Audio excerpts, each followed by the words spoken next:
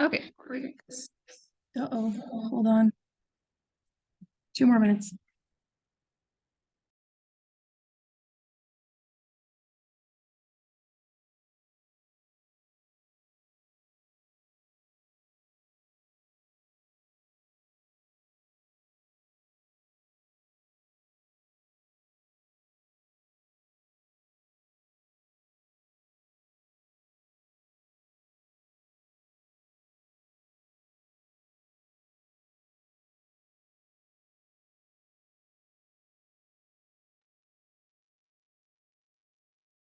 Okay, let's try that again.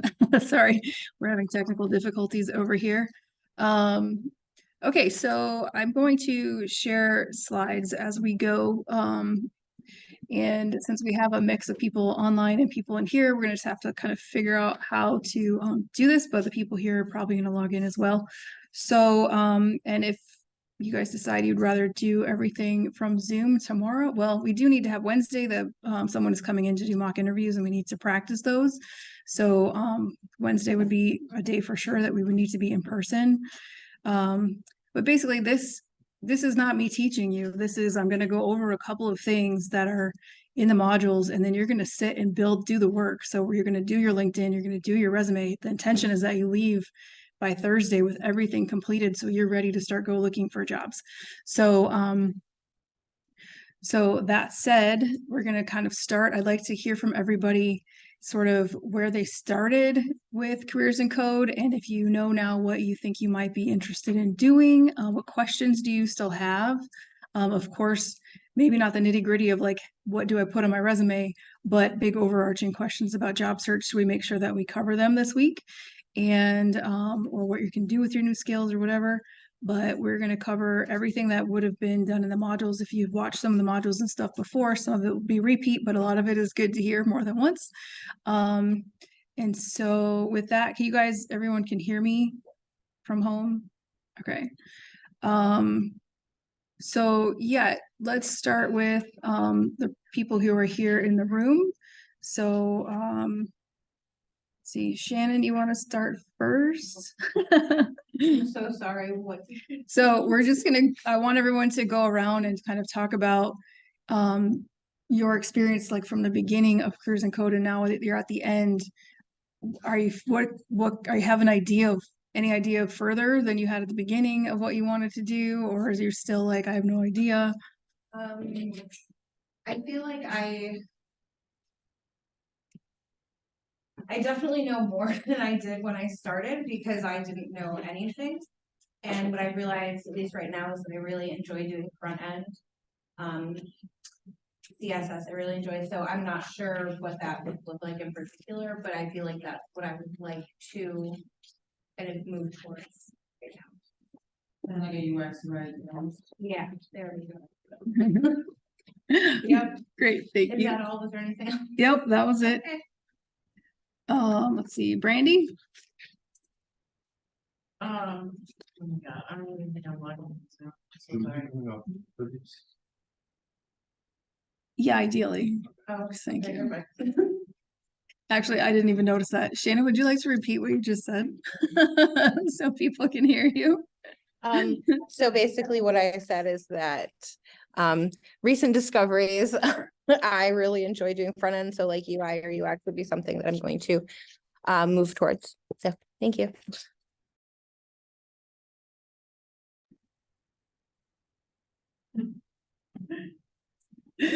We're just gonna have to deal with the tech here. Okay, so Brandy. Yes, okay. So, sorry, question? Okay,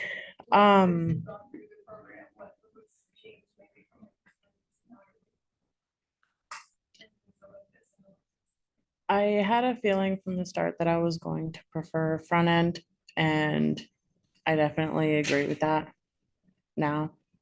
I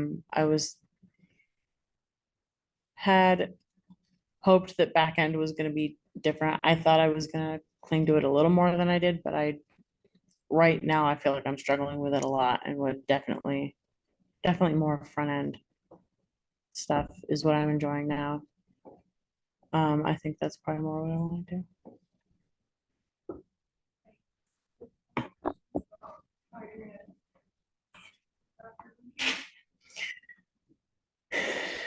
Questions? I don't know.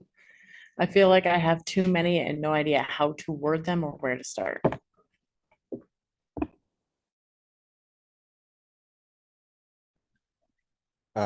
So starting off the boot camp, I didn't really know a whole lot. Mostly the same stuff that a lot of us knew, just basic editing of our MySpaces way back when. But now I feel a lot more comfortable in my skills, not so much on the back end, but the front end for sure. And I really hope to get better at the back end stuff and hopefully get into cybersecurity at some point, but take it one step at a time.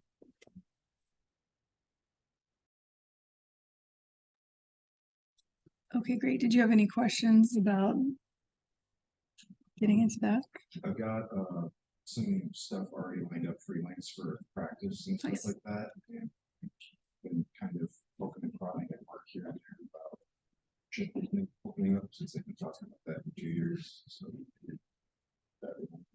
Perfect.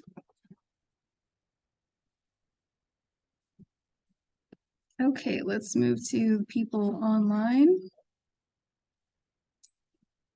Palash, how about you? I used to know a little bit of like HTML, CSS, but not much in depth, only the paddings and margins, adjusting all that. But all this while like juggling a lot of stuff in the boot camp and in personal life, I realized like I've adapted to that a little bit. So I'm enjoying like full stack. I may enjoy like PM a little bit, project management. Oh, I also enjoy front end and data analytics. So I have my fingers in all the pies ever. So it's gonna I'm excited for whatever is thrown at me. Fantastic. Thank you. Natasha, how about you? I knew that enthusiastic head nod was going to get me in trouble. Hi, Laura. Hi. I'm sorry I couldn't be in person today, but That's okay. So about Hack Upstate, CIC 5. What a ride. What a ride. I thought it was like not so difficult in the beginning, but that's kind of the way of it. Like they kind of ease you into the big incline there. And after that, it's just no turning back. I mean, I was on my way to return my laptop several times on the way to the incline. Nobody would let me quit. Everybody in this class is amazing. The support was immense. The networking events helped, getting out there, seeing people and like re-seeing people in different places. Like I would see people in Rochester that I've seen in Binghamton, and it was absolutely awesome to be a part of that. As far as the skills, learning them, the dedication is required. The one-on-ones are so helpful. So helpful.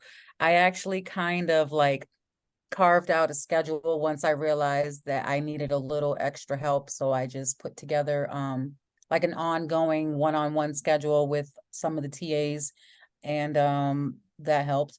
But wrapping it up in a final project is not, it's not fun. It's not fun. It's the big boss at the end of the video game, and you should have been paying attention and putting it together all along, and I did not. So here I am at the end of the cohort, remembering things, reminiscing with TAs. Remember when I taught you that? Okay, yep, I remember. So it's a lot of recycling old code, updating information, and just following along with the TAs and the teachers. Max is awesome. Everybody's awesome. Thank you. Great. Corwin?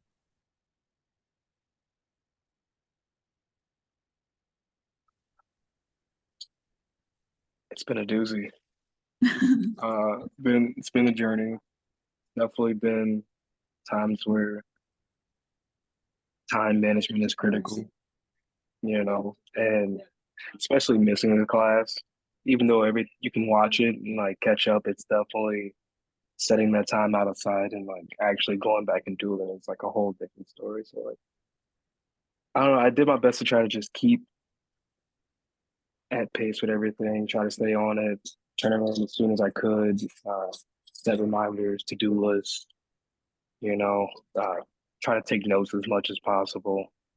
But definitely I agree with what Natasha said, like bundling everything together in the end, like making all of that work is definitely, I would say it's more intimidating than challenging because we have the knowledge, we have the skills. It's just we're new to it. So it's like I feel like you get a little bit more nervous that you're gonna make a mistake when every developer knows that it's gonna be a mistake at some point. It's just a matter of whether or not you can go back and fix it.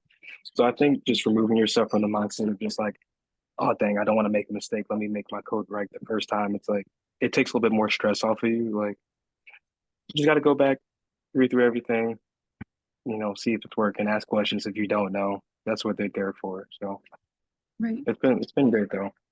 And And then, I plan on pursuing data analytics at some point. sounds good. But Yeah. can I answer all the questions? Oh, okay. I'm sorry. Amberlyn.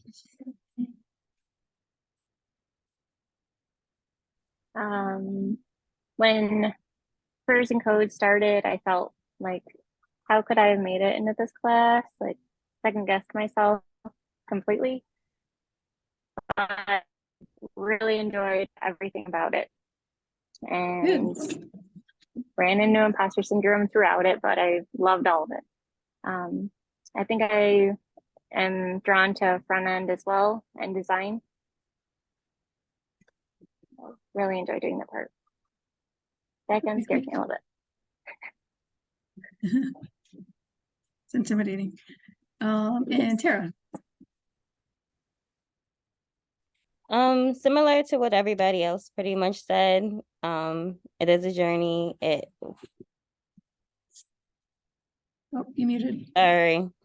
It's okay. It is a journey, definitely worth it. And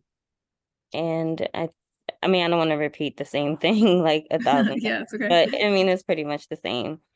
And I am looking more into like project management is where I see myself most fit at the moment. Sure. Okay, great. So today we're covering we're going to go through module 1 and 2, and then we're going to work on your resumes and cover letters. So I'm going to go through basically, I'm just taking, these are the same slides from the modules, and I'm going to pick and choose which ones I kind of cover because the modules are, based on me not being here able to explain things. And so once we go through the first module, we'll stop. You guys will work on your resumes or cover letters, whichever one comes in first. And then now, if you were here in person, I'm able to come around and see what you're doing and give you feedback. That was the benefit of being in person. But since you're not, we can try as you're going. If you have a question, try to send me a screenshot or something in Slack or something. I can try to help you guys along that way. But basically I'm just going to run through some of the slides, and then it's kind of study group-ish, and then you'll have time to work on those, and then we'll take a quick break and then switch and go into module 2. And I'll go over that information. So any questions that you guys have about these concepts and about the actual forms and things that you're filling out, how to use them, all that stuff, we will cover all of that. And then so at least by the time you leave today, and you don't necessarily need to finish them today, but you'll have all the information, everything you need to do them, can keep working them after class today, and then make sure that you're finished with them ideally before you leave Careers and Code. But some of you aren't applying just yet or whatever, so it's also just for you to absorb and know. But we want you to have like a draft or something so that when you go back 6 months, a year from now to actually apply for something, you're not like starting from zero with no help. So let me screen share. I just wanted to say, I am so proud of all of you for all getting to this point, and having this week kind of prepare you guys for the career aspect of careers in code. So I just want you all to literally pat yourselves on the back because you went through a very rigorous program that it's very, very difficult. And the fact that you're all here just lets me know that you were very able, capable, and very willing to succeed. So I'm very proud of you. Congratulations to all of you. And I'll see you guys all this week. Yes, so thank you, Exona, for coming in and helping out this week too. And she's right. It's awesome that you guys have made it this far. And so this is the easy stuff. This is like, you made it this far, and now you need to do this junk to actually go get a job. So let me get here.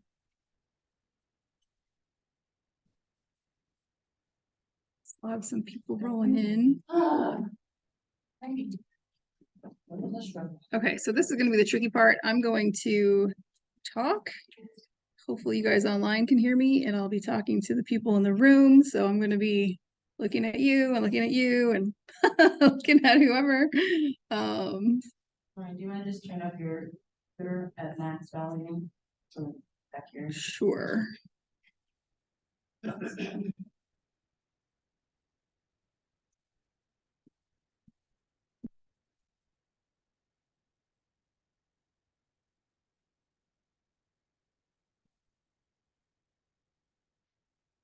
So we just went over the different roles that you guys could be interested in. This is a nice graphic, I think, that shows kind of the different roles and when you're job searching, you do not have to search by job titles. If you're using Indeed, you can search by just skills. So you can put in just any list of, if you're really good at 3 things or there's 3 things you want to do, you can just put the skills in. So a lot of people get hung up on putting in just the titles, but the titles sometimes you put yourself in a box, but creative companies don't use these titles. They have like chief happiness officer and stuff like that. So you'll never find the creative companies because you're looking at the old style, what's the title for this thing? So I can share this stuff with you. I can't do it right now.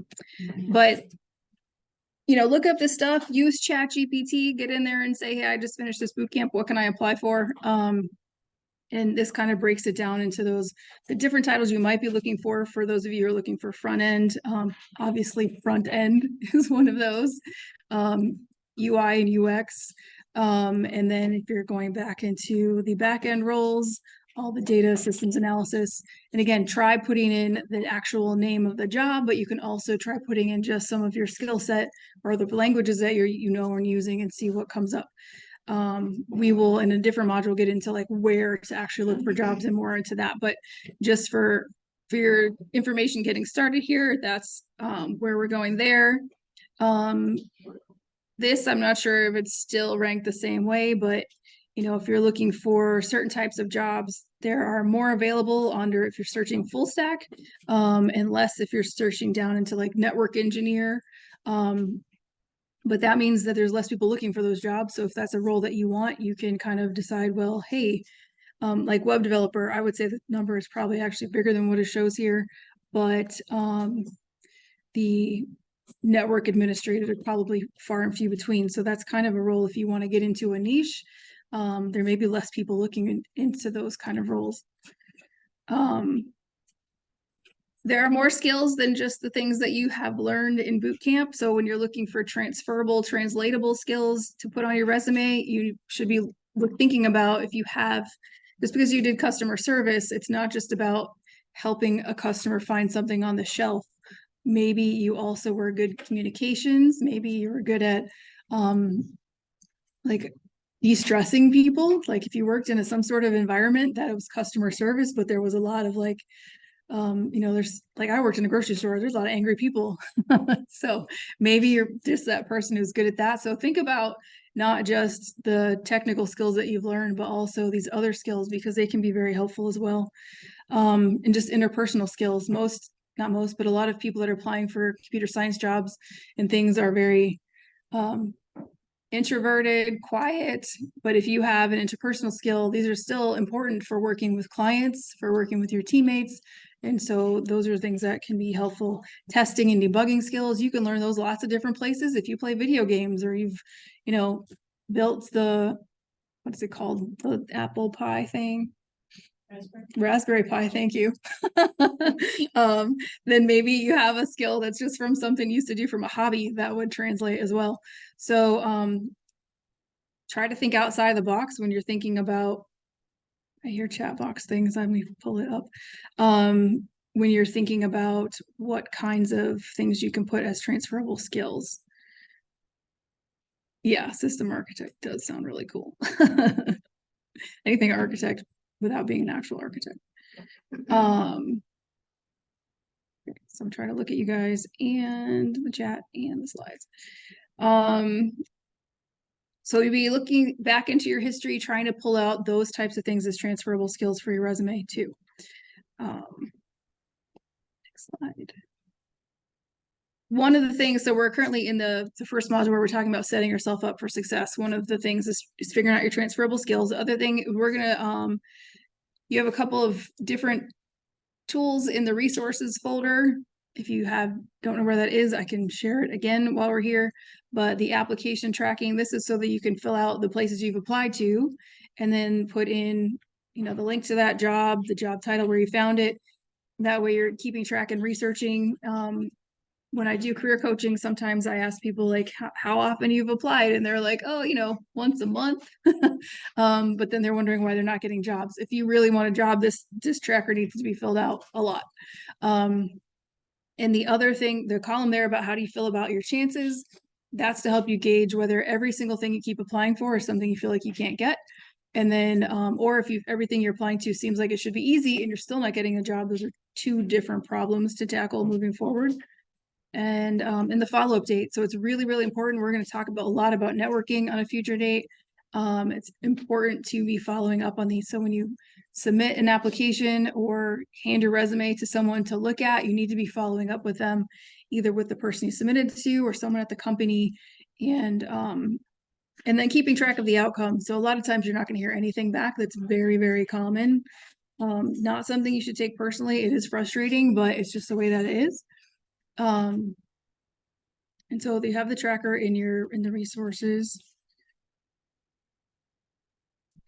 And then the other one, this job search action plan is actually the one thing that you need to turn in for credit for doing the career coaching stuff before you leave on Thursday and then graduate next week. And that's because maybe you didn't finish your resume, maybe you didn't finish your LinkedIn, but if you have a plan to do it, you can get checked off for that, right? So if you're like, I want to focus on learning more skills or finishing a different computer science class that I'm taking or something before I start applying, or I currently have a job and I'm waiting until, the deadline on that is up or something, then you can have that just so you have the plan here. I'm not going to start applying it for 6 months. But then if you're looking at this every month or every week, when that 6 months hit, you jump back into the plan and start moving forward on it. So the action plan here is the one thing and setting yourself up for success that we are going to require to be finished or to mark you, at least check you off for this. So you'll see 3 different columns here or sections. One is the applying, the other is networking, and one is learning. And the reason that I have this balance that way is because if you spend all of your time applying, then you're not doing anything to learn and you're not doing anything to network. And a lot of times when people look at your resume, one of the first things they want to see is like, okay, cool, you graduated from the boot camp a week ago, a month ago, 6 months ago. What have you been doing since? The longer you sit on careers and code, the more diluted and less important the work you learned here is, because everyone knows if you don't practice it, you're going to lose it. So if you're not showing in your cover letter, in your resume, that you're taking other classes or you're volunteering or you're working on different projects and building your portfolio, you're going to become less and less valuable for yourself when you're trying to apply. And then networking in this industry, in other industries, everywhere, it's not necessarily who you know, but who you can get to, who you can meet, who you can get in front of. So networking is super important, even though it's terrifying to a lot of people. But that can be going to career fairs, that can be going to the hackathons, participating in meetups. So you'll just actively be putting in this plan that I'm going to go to these meetups. So it's kind of like setting your new resolutions. I'm writing it down. I'm going to look at this. I'm going to check on it. And if I'm not doing it, then I remind myself I'm supposed to be doing this. Because networking is still the best way for people to get jobs. whether it's just somebody knowing your name when it comes through in the application, or whether it's actually, hey, I met you, I think you're great for this job, and someone actually recommending you. I've seen people who have had lunches with owners of companies and gotten hired, never had to do an interview or anything. The lunch kind of counted as that. And I've seen other people who have someone has said like, hey, I met Taylor Reed School. I think you should hire him. And then the interview is more of a formality than an actual thing. So that's the ideal route. So I think you should apply. I think it's good to know what's out there, but I think you should, like, my recommendation is to put the networking first. That's how I'm here in Careers and Code. I met Jesse just through networking and they needed a career coach. Here I am. So that's, and then, oops, sorry. This is tricky. Go back. And the last one is learning, which I was already alluding to. If you are not already adding to fill in gaps, so you combine that with the applying. So you've been looking at job descriptions, for certain types of jobs you're looking at that they expect you to have a certification, a certain other application knowledge that you don't have. And then so fill in that learning. Some of you will already know by the time you finish that you need to continue learning in some other avenue. So if you want to do user design, maybe you start looking at certificates in user design. So fill in from here what you think you want to be doing. And then as you review this every week or every month, which I recommend also just putting on your calendar, it's time for me to review my action plan, or getting somebody who's maybe an accountability partner for you who you can share it with and you guys can both look at it, somebody else from class maybe, and look at, okay, what have I been doing? What can I add to it? And then the following columns are all about SMART goals. Does anybody know SMART goals? Yeah, so SMART goals is an anagram. Is that the right word? Acronym. Thank you. Is an acronym for geez. Sorry. Yeah, that would be awesome. So you're looking for specific. Thanks. Perfect. Thank you. So specific is the first one. So that's why we're writing this stuff down. We're going to be very specific about what actions you're going to take. And then you have measurable. So that is why on here you have, you're going to measure the progress. You can just get creative with that. Applications can be the number that you submit over a week or a month. Learning could be the number of courses you take or certifications you get. And then in the time frame, so that's the T in SMART is the time bound. So setting a goal, like if you're trying to lose weight and you just say I'm going to lose 10 pounds, but you don't specify within what time range, you're not likely to do anything. So networking can be like, I'm going to join a group within a month of Careers and Codes that I have something to go to. And then what resources do you need is just kind of like, do I need money to take this class? Do I need internet, Wi-Fi? So help you get those things, because the A is attainable. And then how do you know when you've met the target? That all just helps you have SMART goals instead of just wishy-washy goals that you don't actually put any context around. So any questions about the action plan? And it'll kind of be like the last thing that you'll finish up before leaving. And yes, anagrams are fun. I'm more fun than SMART goals. I have a quick question. Sure. When we talk about like learning and we're looking at specific like jobs or whatever and the requirements for those jobs, like how many do you think that, like if the position titles, I'm trying to figure out how to word this, because like if the position titles are different, but you are starting to see like this position title requires, has this requirement, like how many do you think that we should like an arbitrary number that we should go by? Sorry, I'm in the hospital, so I have my mask on. Do you think that we should go by before we decide like, yes, that's worth it to take that or to learn that or to pursue that, versus, I guess what my personal problem is that I have been looking at some jobs, but I feel like I'm kind of retracting or reverting to jobs that involve skills that I already have versus what I've actually learned here. So like when they do have like some engineering positions, I'm always like, oh, an engineering position, you probably need an engineering degree. I'm gonna skip past that. Yeah, so sometimes they do, sometimes they don't, because engineers use very flexibly in a lot of different ways. So that's why it's important to look at the job descriptions and start to get familiar with the different requirements, because some are going to call it engineer and have actual engineering degrees required, and others are just going to call it an engineer, but it's not actually an engineering job in that kind of fashion. So you kind of have to base it both on a feeling. So if you keep seeing something that is a repeat factor in job descriptions and it sounds like something you want to do, then do it. If you keep seeing something and you're like, I'm not going to want to do that, I'm not going to want to take that certification, then you can say, okay, I'm going to stop looking at those job descriptions and put it down.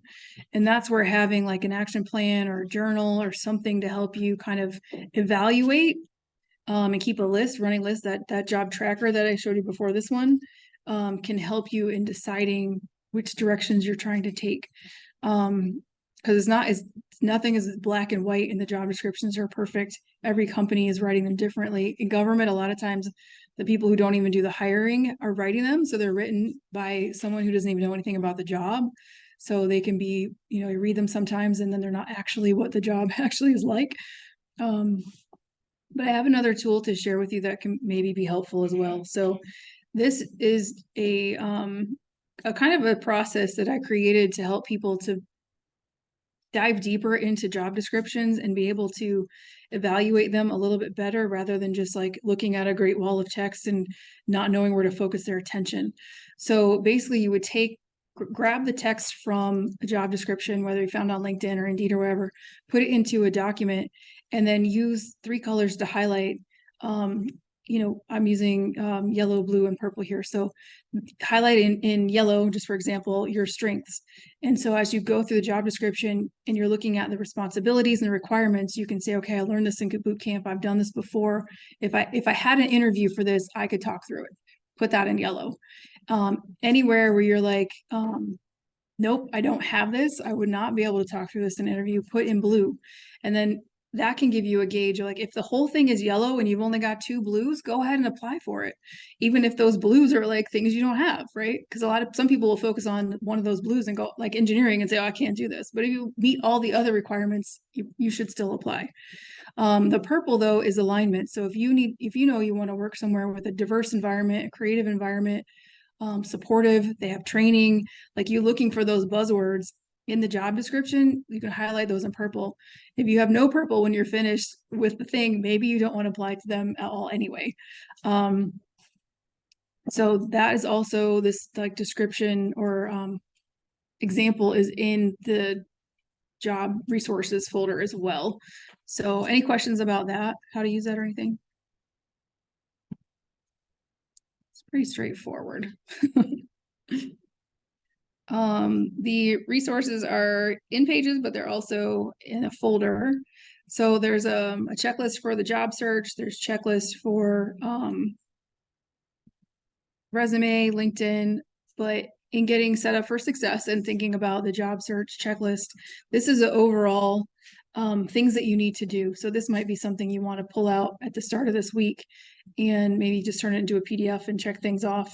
But these are all the things you should be working for to help you succeed in your job search. So the first one is key number 1 is having that knowledge or interest and experience. That's really those 3 things combined is your passion. People always say, oh, follow your passion, but it's really hard to follow your passion if it hasn't like shown itself yet. So at that point, until it does, you're following your knowledge and you're following your experience and you're following your interest. Eventually, those things the passion will come, but it's okay if you don't feel passionate about anything and you're still just kind of like figuring it out. So the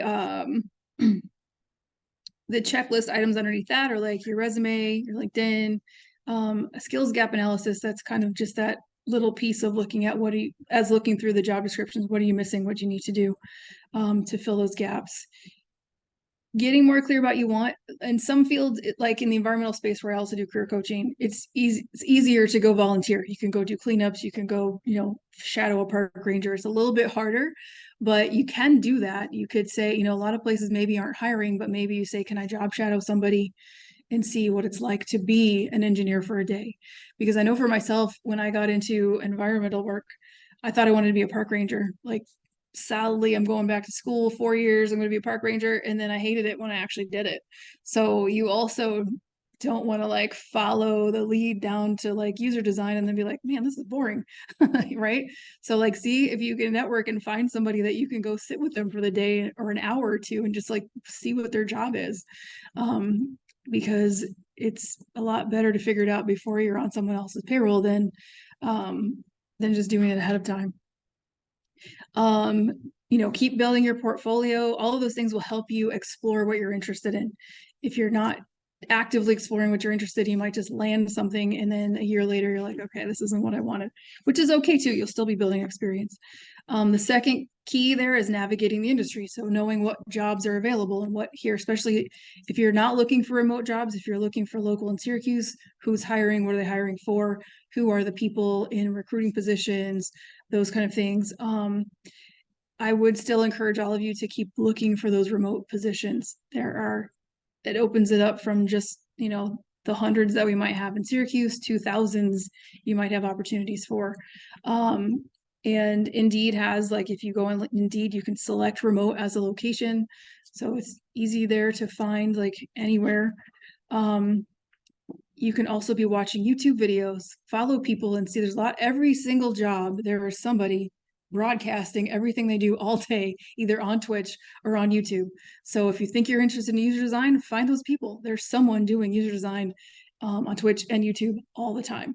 So, or web design or whatever it is, like follow those people and see what they're doing and get the insights from them. There are plenty also videos online of people talking about how to get into those roles, all that different advice. So that's out there too. Following industry trends. So on your LinkedIn, if you know now that you're interested in user design, there are groups. We'll talk about that later when we talked about LinkedIn. There are groups you can follow. So go follow a group that has like-minded people or people doing the work. So you want to start feeding that kind of information and news into your feed in LinkedIn so you can stay on top of industry trends. Like, you all should be following what's happening with AI and chat. Like, that's hugely going to affect jobs going forward and what opportunities there are out there, both shutting down some and opening up others, like user and even in user design, like chat is changing that incredibly. I have a web platform that I use for my companies, and they're like, build your course in 2 minutes using AI, that didn't exist before. And like, what is that doing to user design and for people, right? I have been signed out. Why did I get signed out? Am I still on here? Oh, okay. It said I've been signed out, but apparently I'm still here. Everybody at home still see me? Am I still here? Okay, cool. And then the third key is setting yourself apart. This is so important. There's so many people looking for so many jobs. You're a little better off in this industry, I think. But like in the environmental field, forget it. There's millions and millions of people trying to save the planet right now. But to set yourself up, you want to have that plan. Having an action plan is already like a step above everyone else looking for a job. Push those networking opportunities really hard. Find mentors. That's one of the things that we have not done yet. You all should be thinking about, okay, you're not losing the careers and code staff, but you're not going to have Max at your fingertips all the time, or like you're going to need to find new people to integrate yourself with in the community. So highly recommend finding, now that you have an idea of what kind of role you're looking for, finding a mentor. Mentors does not mean that you have to find someone for life. It doesn't mean that you even have to call it mentorship. You just say, hey, I'd like to meet with you. If it leads to another meeting and another meeting, then they just kind of become your mentor. You can have lots of mentors. You can have someone who helps you with the aspect of the technical piece of it. You can have somebody else who's helping you trying to figure out what you like or don't like, and more on a personal level. And then you can also set yourself apart with a special skill. So if you really did like some aspect, like taking that one element and becoming like super good at it can also help you kind of just build a niche for yourself. Leadership skills in this space, those are huge too. So if you're have any desire to kind of work more with people, like being someone who can, like training is another area in this space that isn't talked about a lot. All these companies need someone who can work between the platform, the software, and the client. Those are really good roles for people who like people, who have good communication skills, because you can kind of like know the software, but maybe you don't have to code completely. So those of you who are like, don't like the back end, not really super sure of the coding part, but you understand how it works, you can then project management. Then you can work with clients and you can do training roles. So that's another avenue you can look at, is just training. So user design training, any software, any technical role they all have, either a salesperson. If you like sales, that's another thing you can do, is like all these companies. And it's My sister does that. Yeah. She's a tech sales for a startup company. Yeah, and those jobs pay big, right? Yeah, they do. Like 6 figures big. 6 figures in bonuses. Yeah. So, there are other side gigs you can get into once you understand how the tech stuff works. So there's just other ways you can set yourself apart. If you have a personable skill, you can kind of pull that off aside and do something different with it. And then tracking your results. Like if you want to really push the needle and get ahead of everything, tracking what you do, tracking your follow-ups, really paying attention to what's working for you and what isn't working for you, paying attention to what job descriptions light you up and which ones don't. Because a lot of times people get so like functional about the job descriptions. They're like, am I qualified? Should I apply? Am I qualified? Does this interest me? Then should you apply? So if the does not interest me part is not there, forget it, even if you qualify. You can spend more time focusing on other things. So you have access to this as well. You're going to have the resume checklist. We will be talking about that, I think, in the next one. But since we're here, you'll have this available to you if you've not started. I think a lot of you did submit your drafts. But the prep work, before we can talk about that right here, before you start working on it, is getting more clear about what you want, because then you can think more about your transferable skills and what's going to apply from your past. Spending some time looking at those job descriptions. So if you haven't looked yet, maybe some of the study time we have in here, you just spend kind of looking at jobs if you've not done it. And then maybe you'll have questions about some of the things they have on there or something. I recommend making a list of your accomplishments outside of the resume. So when you get looking at the resume, it's very hard to like, where should I put my transferable skills? List your transferable skills and then put them on the resume. List your accomplishments and then figure out where to put them on the resume, instead of trying to start from the resume. If you've got like, okay, this job, or in the past, I won this award, I did this thing, started this committee, even just submitted an idea to my boss and they'd used it. Like, those are all accomplishments and things that, what can you be proud of in your past work, then figure out how to put them on your resume. But if you've got your resume and you're trying to figure out like, where's a tech thing, first figure out where the things are and then figure out how it applies to the tech stuff. Making time just to do this, I highly recommend after boot camp, you set an hour, 2 hours, whatever works for you. How fast you want to get a job or need to get a job is up to you. Some of you can spend an hour a week. Some of you need to spend make it your job. If you need a job soon and you don't have a job, then your job becomes job searching. So, and then I shared with you how to track this stuff. So you've got a LinkedIn checklist as well, ready for you guys. So when we get to doing LinkedIn, you can just take a peek at this, check the stuff off the box. And also in LinkedIn, when you get into the right area, it basically walks you through everything. Set this up, set this up, set this up, and just follow the steps. Some other things that you can do to kind of just stay engaged and keep yourself standing out is really just participating in Slack. Join the Syracuse.io and really like and comment, like we've talked about before. Like, that's a good habit to be in. You don't know who's you're going to build a relationship with that way. I'm part of a fashion show platform, and I do that with people on Instagram, and I've built relationships with them that when I see them in person, it's like we're friends. And so if an opportunity came up and I celebrate the things that they do, so they celebrate the things I do back. And so, you know, it's that two-way street. So you have to start it, but you can start it on Instagram, in Slack, in these Facebook, these other areas. So those people that you connect with, be supportive of them, kind of build that thing for you. Mock interviews. So we this has evolved over the last 4 cohorts. And we were force feeding them on cohort 2. And then cohort 3, we tried to have like virtual ones, and we had some people, but it's every time we do it, we have less people volunteer to be the interviewers because everyone is so busy, and they're not getting less busy, they're getting more busy. So we have Max was going to come in this week, and then we were having another person come in on Wednesday. So Wednesday, if you can be here on Wednesday, we'll just make that the mock interview day. Anybody who is not here today, can you come on Wednesday? Either tell me or put in the chat.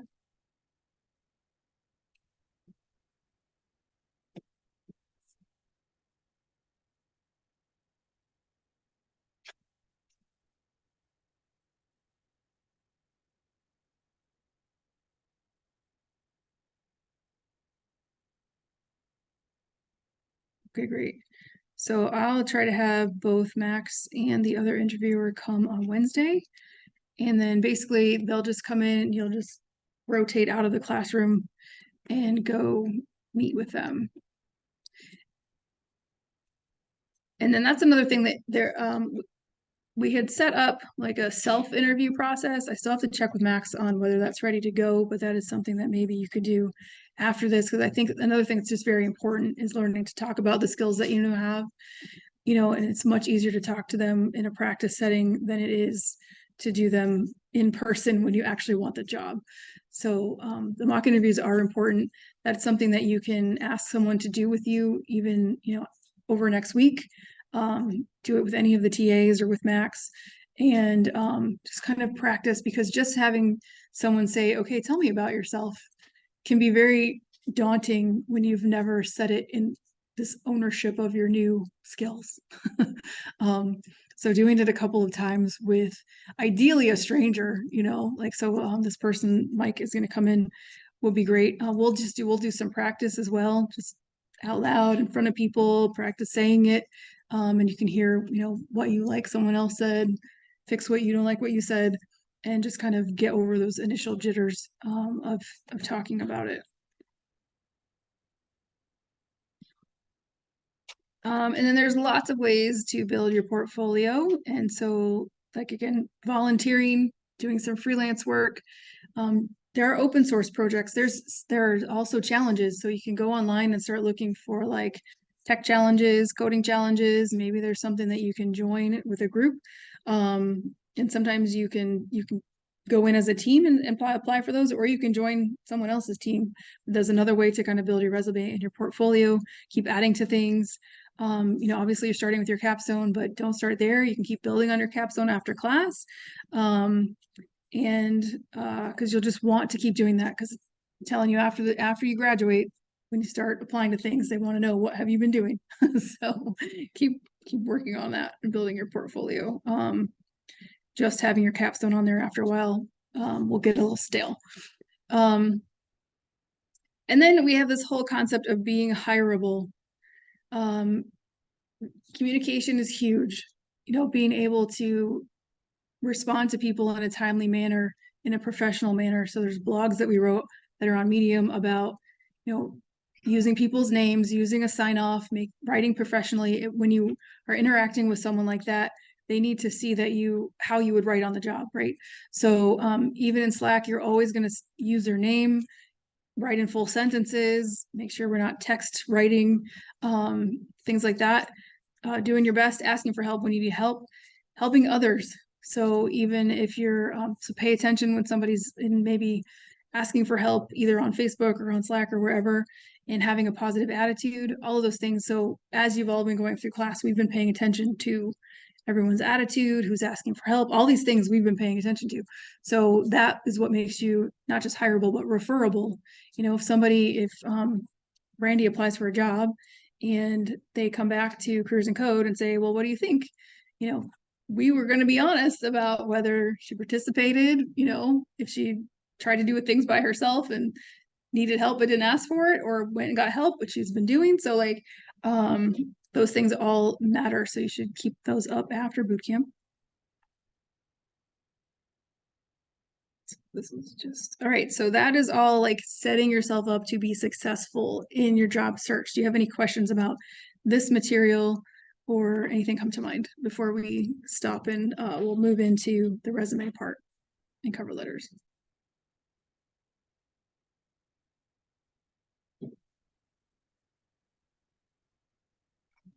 I have a question. Sure. I was applying for a couple internships today, and some of their application processes are like so long, and like you write an essay and submit your GitHub, submit your LinkedIn, submit your resume, like all of it. So like, how do we like keep a balance between something that I really want and something that I'll be okay with it? Like, do I use ChatGPT for like everything? Like, what would you suggest with that? It's like a long process. Yeah, I recommend like copying your answers, because if you get asked the question again on a different, you know, like we should type out your answers, but make sure you have a copy of them, not only because in case the platform crashes on you while you're submitting, you don't want to start over, but then you can also like use them over. You can also take those. I wouldn't have chat AI like write the whole thing for you, but if you wrote something and ask it to like, how does this sound? Did I miss anything? It's usually how I use it, you know, like I'm trying to apply for this. Here's what my answer is. Am I leaving something out, or like, can I say something better? Because sometimes you don't just word something weird. But you don't want to make it too obviously use chat. Um, and yeah, I mean, I think if you're getting all the way through it and you're like, I don't want to do this, then maybe it's not that important to you. So you kind of have to like gut check yourself there. Because I've definitely been in that position before. You're like, oh, this sounds cool, but then you're like, oh, there's 6 pages of application, and it's not that cool, especially for an internship. So, you know, that's really something that you just kind of have to gauge for yourself and keep building that. Like I said, that key number one, what are you interested in? How effective or helpful is this be? What are my chances of getting it? And kind of weigh all those things before you dive into spending an hour, you know, entering all that information. But that's a good question. Thank you. Flash always with the good questions.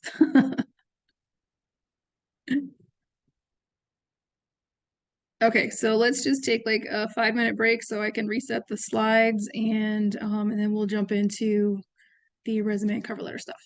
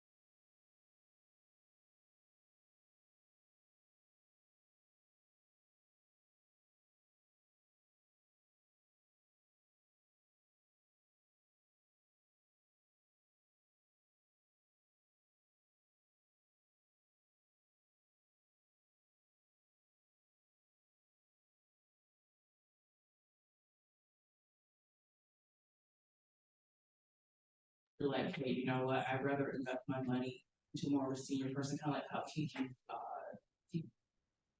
DGC player. thank you.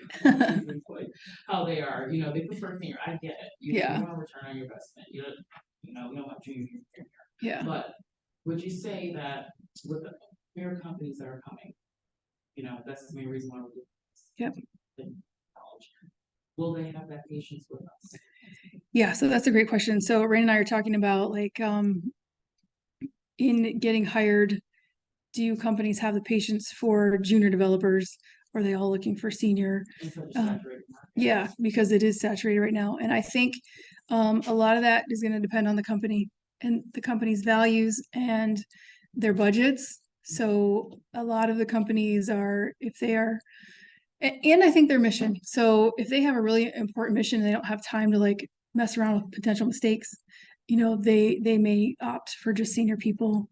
And then so it may be helpful in your job search to look for more of startups who might not have the budget, even though they want senior people, they don't have the budget for it. And maybe they need somebody who's not just doing coding, you're helping with other things. I encourage all of you to not even wait for job descriptions. If you see a company you like what they're doing, approach them. I have these skills, but I also have these other skills. What do you need help with? Like, I'd love to work with you. They might have something where you could come on and do, they need help with like managing their client base, but you could be building something for them on the side that they didn't even know they needed. You know, like that's what I did in my environmental job. Like I got hired to do water monitoring, but I came in and programmed all of their databases, updated all of the data collection they were doing. I was working in the back end, fixing everything. I was fixing problems they didn't know that they even needed solved. So in a startup or something like that, or even a nonprofit that maybe isn't as sophisticated as they'd like to be, or know that they even could be, you know, you could kind of ease your way in and just bring those skills along with you. And then nobody's looking at how good you are, how bad you are, because they weren't even looking for it to begin with, if that makes sense. So definitely encourage you, if you just keep an eye on the companies and just say, hey, you know, I might be able to do this for you. Other like creative ideas or like getting a grant to help a nonprofit build something that they might need. So if you're having another thing about networking, like having discussions about people. So what do you need? What is your company lacking anything you wish you could have a programmer to do? You know, and then seeing if maybe that's something that you can fill. You know, so I do think it is a saturated market. I think especially here in Syracuse. Look for remote jobs because you open yourself up, because it is going to be a mix. Not every single company is going to only look for seniors, but not every single one is going to have the patience or the not even patience, but just the capacity to have a junior on staff, right? And then there's all this like ChatGPT is changing everything, so people are nervous about starting new stuff or afraid of like where something might go, or they're just waiting to see what's going to happen. So they might be holding off on hiring for something while they wait and see what happens with that. But the jobs are out there, like they really are. But you probably have to get real creative and going out and finding them and getting them. It's very easy to get discouraged, but you just have to keep reminding yourself that everyone's journey is different. Every job, every company is different, and everyone, the length of time, like some people, they just get lucky. Like it's all a matter of like time and place and circumstance. And you know, if you're constantly like, oh well, why did it only take them 2 weeks and I'm looking for 6 months, and like getting down on yourself, that is just going to make your interviews worse. It's going to make your networking worse. Like you just have to understand that like your time is going to, if you build that action plan and you follow it, your time's going to come. And you may have to say, okay, every single day, how do I get more creative about this? How do I circumvent the system? Like we haven't been up till now talking about this, but I'm now telling people that I career coach, you need to start submitting videos. No one is submitting videos right now, but I promise you 5 years from now, videos will be required because of ChatGPT. Anyone can write anything. Like Palash is saying, do I actually answer this question or just let ChatGPT do it? Why am I can't hire people that way.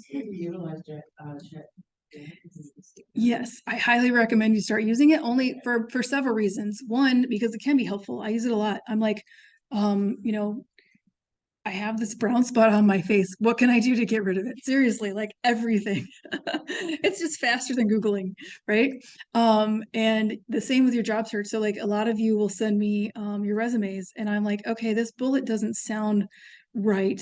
How can I make it better? Instead of I can come up with that, but it'll take me a couple minutes. I put it in ChatGPT and I go, oh, that sounds better. So it doesn't, there's certain things it doesn't work well with. So you have to pay attention to whether it's actually working well or it's not working well. But little things like that, like rewording things, it's great. But it can get a little over enthusiastic. So sometimes you got to dial it back down to human. So use it as a wireframe, pretty much. Like I know that my colleagues use it for our PPMs. I like to do the old-fashioned way, quick stuff down. Right. You know, but I will start to utilize it. Yeah. Yeah. So she's saying some people are using it for like wireframes and different things, but the other reason is just so that you know about it. It is here, it's happening. The people who are hiring want to know that you know about it, right? Because they're going to be concerned about it. So that's the other thing. You've got to think about where you're going. People are looking, if you're in an interview and they ask you like, what do you know about ChatGPT? And you say nothing, you might lose out, right? Or if they ask you like, well, how do you see yourself being successful in this job? You'll be able to educationally say, well, I have all these skills I learned in careers in code. I've also been using ChatGPT to double check myself and to answer questions when I have a question. I'm in these forums. I have this networking group. Like if I get stuck, I have all these people to ask plus ChatGPT, right? That's a much better answer than somebody else might answer. So I think it is important to get familiar with it because you're getting into this space also. So you're saying instead of writing out whatever answer, submit a video for each of those?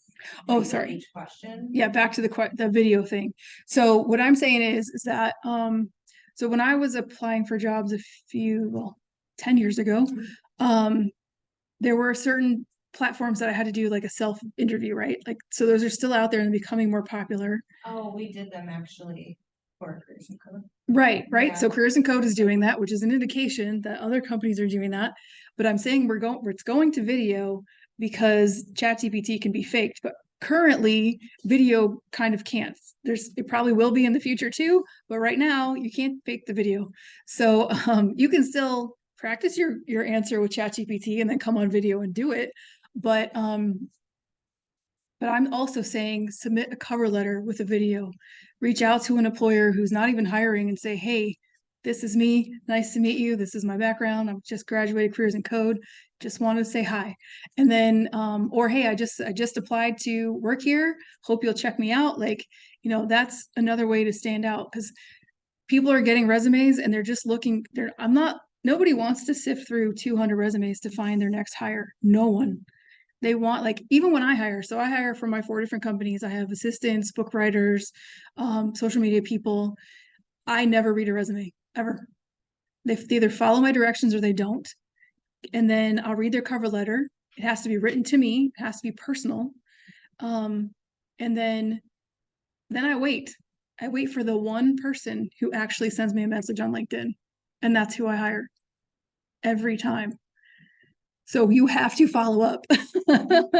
So follow up with a video, and that video can say things like, hey, I just applied for your job. I know you maybe you're not looking for someone as junior as me, but I'm willing to work for 2 months for free to see if you like me. You will get hired. So you got to be extreme. You got to like stand out. You have to like do those things and you'll get hired. But everyone's kind of like too shy and everybody's staying in that same little lane where they're just kind of in average. And it's really hard for an employer to pick from people that way. I would prefer if no one actually reached out to me, because this happened last time, it was like 2 weeks. And I was like, man, no one has followed up. And then finally someone was like, hi, I applied for it. I was like, thank you. I would rather put out my request again and wait for someone to reach out to me than bother sifting through the resumes and trying to figure out on paper who's the right person. Yeah. How long would you recommend the videos be? So how long should the videos be? I think probably 30 seconds to a minute. You want it to be short and to the point, but the fact is that you want to show your face, you show that you're a real person. You have real interest in I think one of the biggest things too is real interest in the company and the job. So you can show that in your cover letter, you can show that on your resume. but you really show it if you're like, hey, I just applied for your job. I'm really hoping that you'll consider me. I love that you do this. Like, you want to like talk them up, right? Like, I like your company and I want to be part of it. Those are the kind of things that people are looking for. So they're looking for, not only do you have the qualifications or close to them, but they will make an exception. And this is not every company. Not every company, and some governments can't make those exceptions even if they want to. But the creative startups and the companies that are kind of in the middle and they have more flexibility and like who they can hire and stuff like that, which are probably the ones that you want to work at anyway. There'd be more fun, more opportunities for growth. More relaxed too. Yeah. They're a bit more relaxed. Yeah, not so Shout out to rigid, our huge company. right?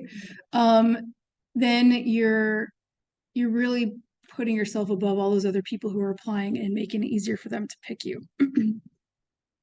So if you don't mind, Oh, go ahead.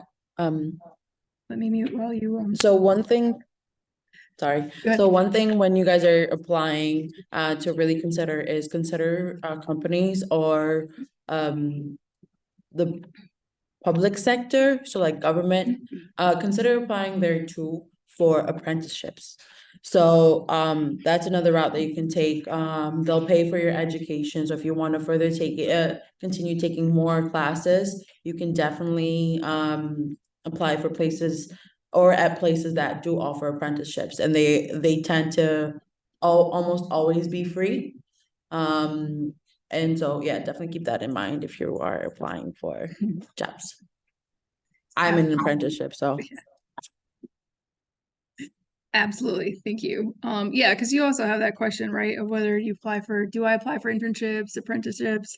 All of that just kind of depends on your financial status and what you can and can't do. And if you really feel like you are not confident and you want to have more experience before you go applying to things, then I highly recommend doing internships and apprenticeships maybe. But if you get paid, so it's right. like working and you're also going to school, so it's like you're doing both, but you're taking classes afterward. Right. So as Xavier is saying, like, you're going to get paid while you're doing an apprenticeship. So you have to just figure out like where you land on that. I was just gonna say New York State, they do a paid internship. Cool. That's not every state. Is that not every state? I don't know, I'm just saying, like, the woman that came in and talked about, New York, then in that program, they do paid internships. Yeah, so there are some paid internships out there, probably going to be, again, highly competitive. So look for all those different ways that you might be able to stand out and make their job easier for them. Okay, so I didn't actually set up for this yet. I'm sorry, one more thing. Not to Sure. like harping on like the video thing, but do you recommend that we find like the company's LinkedIn and send the video to someone there? Or if the job doesn't have like a specific manager, hire manager, HR person like listed in the job description, like Google the company and kind of get an idea of what their email is and send it to general, or I don't know. That's completely unfamiliar with me. I have never done that before, but it does sound like it can be a good idea. So just kind of wondering. No, that's a great question. So I would definitely like look at the contact information from the company. If you can't find anything else, I'd send it to general. Maybe they have an HR contact, you could send it there. If you find like the cool thing about LinkedIn is like you can look at who works there, so you can see who the CEO or the founder is or whatever. If you can get them, try them. Like who was it? Grant Cardone or one of these thought leader people, whatever. He's like, I never go for the second person. I go for the top person.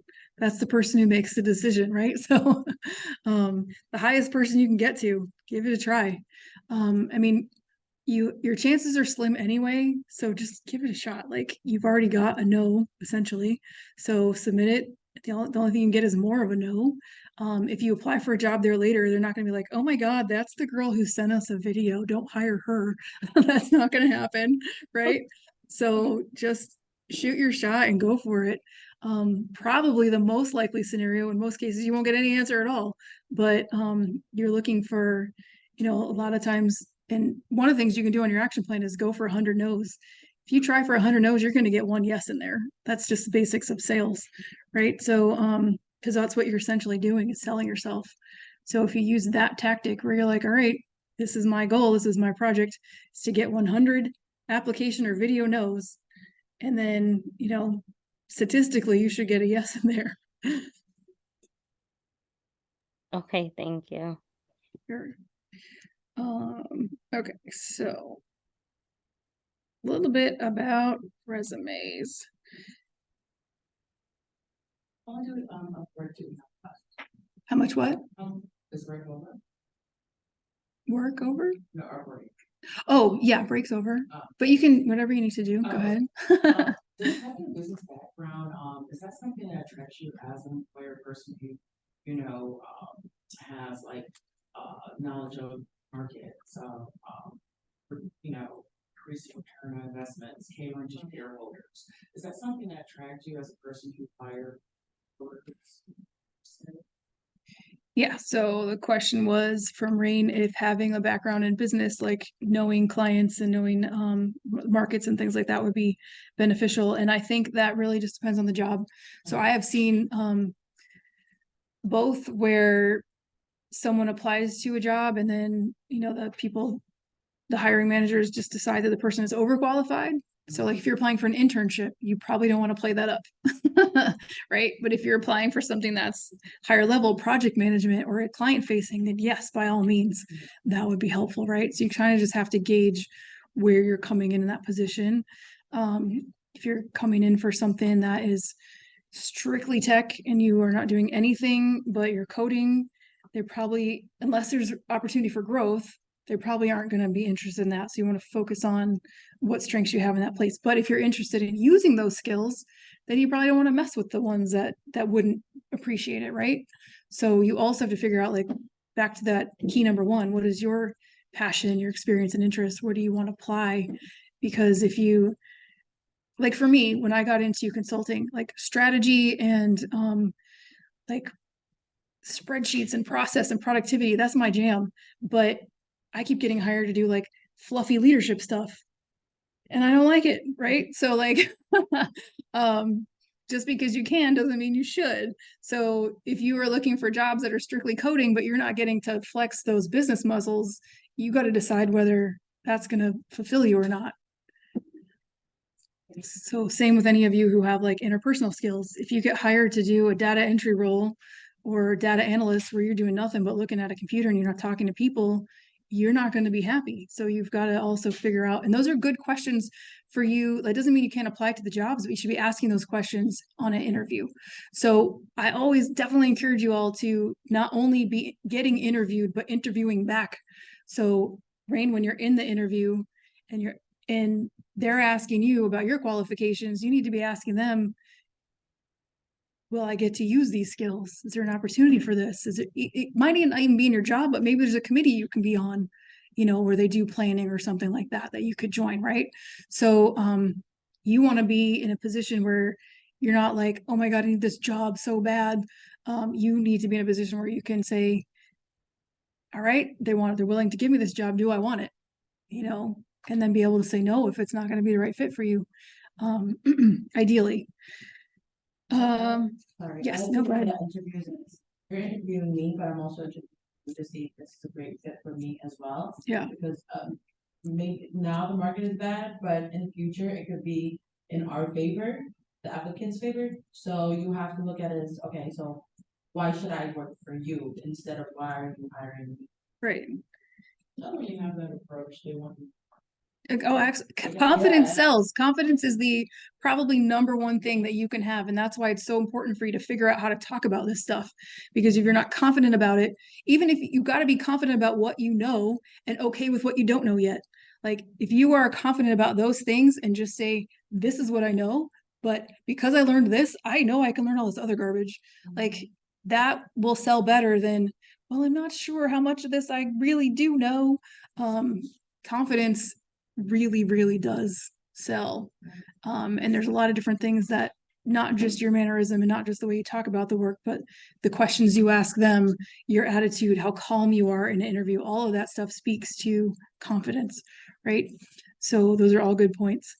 But going back to resumes and applying, so this is just an example.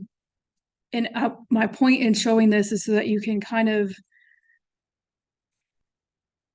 be aware of what's happening, because in my career coaching experience, people get so down on themselves and so upset when they don't get picked. I hear people say, but I was qualified. And I'm like, but so was 20 other people. It has nothing to do with you, right? Someone else sent in a video letter, is the guy's nephew, volunteered there before, and those are the people who get picked, right? So you have to understand that, like, let's say a company gets 100 applications. Realistically, they're probably getting 200-300, right? When they get 100 applications, they're only going to interview 5 people. They're only going to pick one person.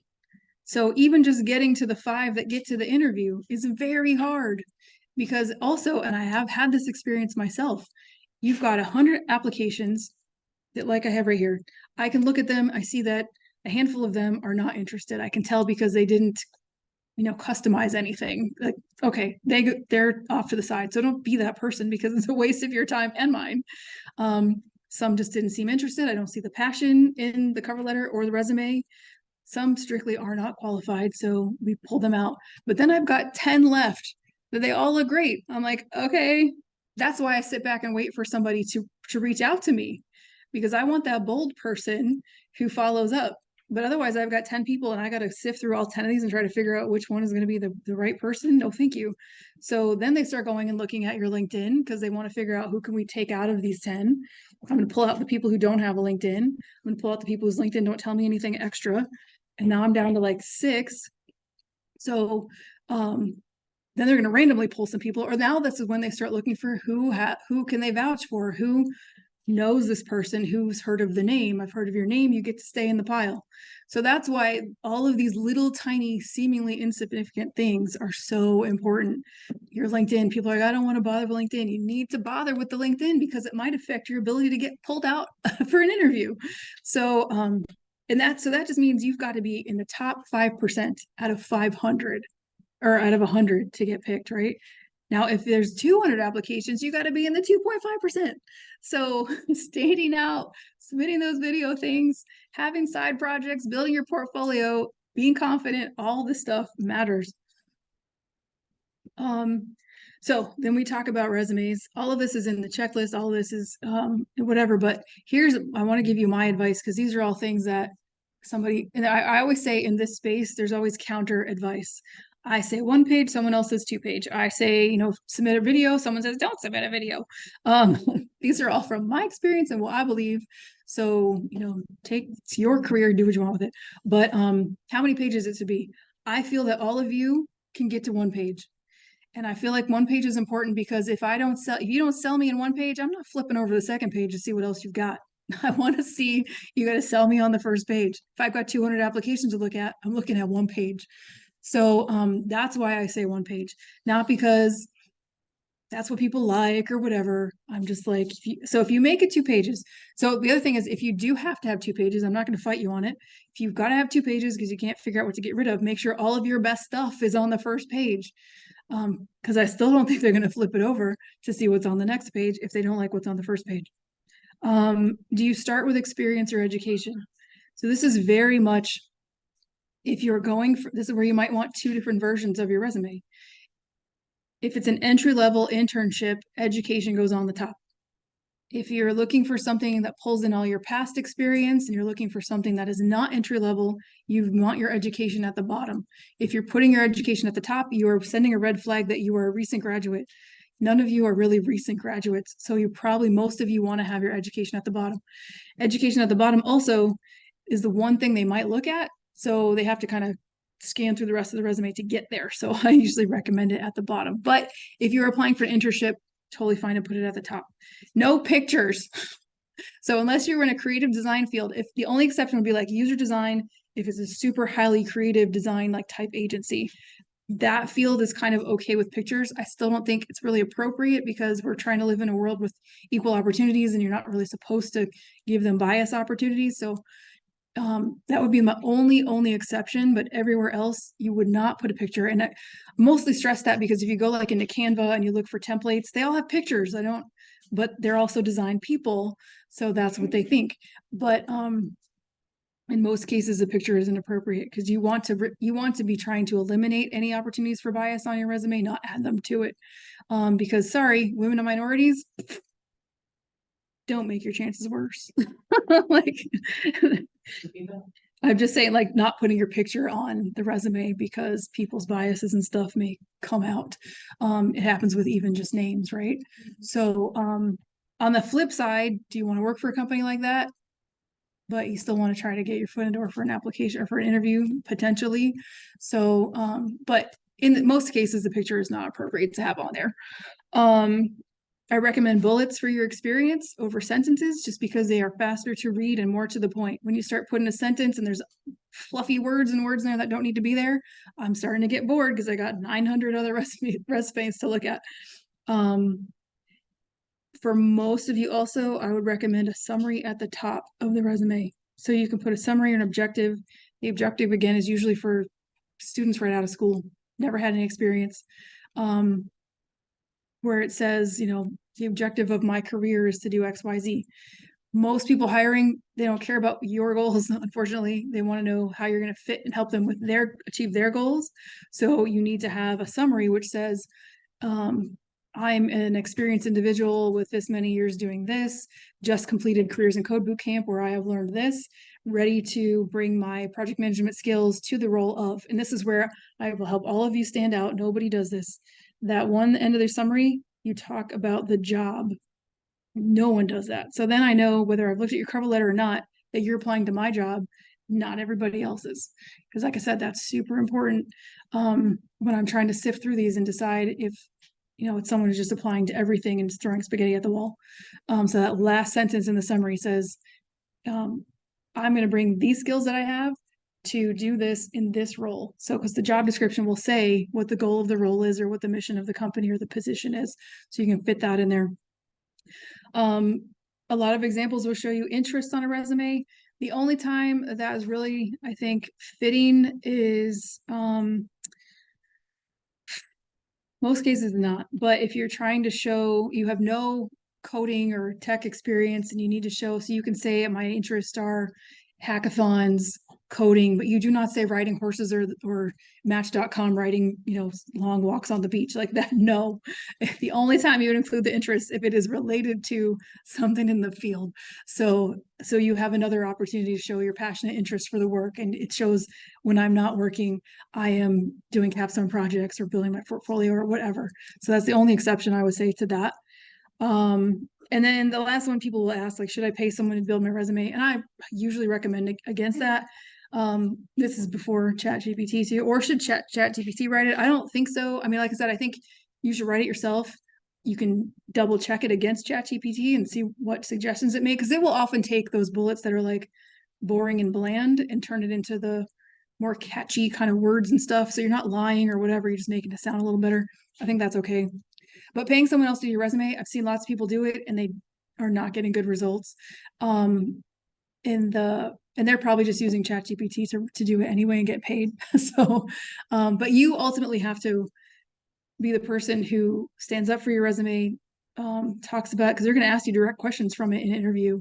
If someone else wrote it, you may even get caught off guard with something you didn't even know was on there, or that is a lie. So I think you should do it because it also will help you build your confidence in the stuff that you're saying. So any questions about resumes, like things like this?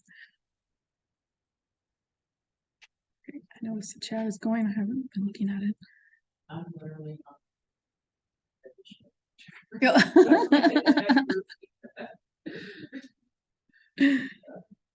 But not your main picture, right? No. Okay, yeah. Okay, yeah. Examples, I mean, you can go online and look at examples. There's 2 templates Google has that I think are just fine. One is like 2 column. It's a little hard to fit everything in there. The other one is just a straightforward 1 column. It's perfectly fine. I just recommend using one of those. Chronological is the best way to do it. A lot of times people will try to fudge and do things functionally or say like, here's my leadership skills and then here's my here's my tech skills and here's my customer service skills. But the only thing I have seen that do is cause a red flag for the people looking at it, because they're like, why isn't this chronological? I don't understand. Because if they're looking at a resume, and then another one pops up and it's in a different format, then I'm like, whoa, what's happening here? Why is this in a different format? And then they start trying to figure out what you're trying to hide. Are you trying to hide time off? Are you trying to hide, like that you don't have the qualifications or whatever? So I do recommend chronological best. If you have gaps or you have any of those things, there's other ways of explaining them. So if any of you have a gap or something you want to talk about, we can talk about that. One column is easiest. You can do 2 columns. Then there is a checklist in the resources as well that we already talked about, but we talked about the prep work. Now I'll talk about the layout and design. So you want to have your contact information at the top, the summary underneath that. And then, so my logic thinking on this is contact information just is always at the top. With your portfolio on LinkedIn, if you can fit it, so that you make it easy for them to find. Then you have underneath that your summary. So I've looked at your summary. I like your summary. I see that you're talking to me and my company. Then underneath that is a skills section. So the skills don't go at the bottom. They don't go anywhere else, because I looked at your summary. I liked it. Now let me see your real fast. Let me see your skills. Maybe I never look beyond that. I just go, cool, like their summary, like their skills, done. Keep this one. If I don't have that, then I'm diving into your experience and trying to sift through your bullets. But if I like that and I'm still reading, then I'm going, okay, like the summary, got the right skills. Where did they get the skills? And I'm just going to scan through your experience bullets to figure out where you got the skills. So that's my logic for why your resume should be built that way. And this is after years of looking at other people's and helping other people hire too. Your skills should not be more than 9, which is 3 columns of 3. Nobody has more. You start putting more than that, people are just like, nope, they don't know any of this, because nobody can be expert at all those things. So you, even in your programming languages and all of that, you're not putting every single thing you've ever touched. You're putting literally, I'm good at these things. I'm good at these things. So customer service, interpersonal skills, organization, JavaScript, HTML, like whatever that is, and the ones that apply obviously to the role. So when you're when you're tailoring your resume, you don't want to spend an hour on every single one, but you're going to change that ending sentence in your summary so that it fits the company. You're going to adjust your skills so it matches the job description, and the rest of it should basically stay the same. For some stuff you may change out, whether you might be looking for something in healthcare versus something in gaming, so you might change some things in there, but overall, it should stay mostly the same, except for those things that you can just tweak.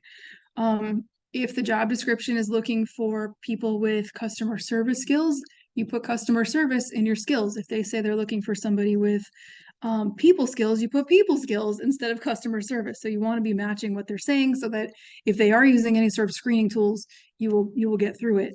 And that's another reason why you don't just submit the same resume every time, because you might be getting kicked out because you're not using the right terms. Education too, there's always a let's see, Flash, same approach with listing skills in LinkedIn. LinkedIn I have a different approach for, so we'll talk about that when we get there. So I've got a different LinkedIn, to me, your resume and LinkedIn should pair together but not be the same. And then your education, if you have space on your page, and only if it helps you to show your coding skills better. The only time you add additional information underneath the education is if it's helpful. So if you have, have an MBA from SU or whatever, you don't have to put anything underneath that. People know what you get with an MBA. But if you put underneath it honors and blah, blah, blah, first of all, no one cares. You're not a recent graduate. And secondly, you're just taking up space where you could putting skills and other things. So your education should basically be simple. Now, if it is took a computer science class and you need to add some different languages and stuff that you have in there, then that's fine. Kind of similar to the interesting.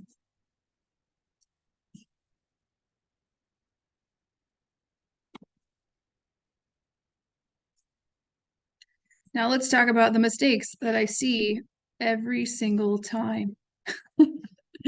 Spelling. Run your thing through spelling checker, send it through AI, whatever. you cannot have spelling mistakes.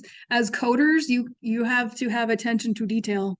So your spelling has to be right, your punctuation has to be right, formatting has to be right, because you're supposed to be able to pay attention to details. I'm not going to hire a coder whose resume is unorganized and looks all over the place, because that's how you're going to code, and I don't like that. So make sure that you finish your sentences. So sometimes an experience will just kind of trail off. This is again where you can use ChatGPT to make sure it's robust.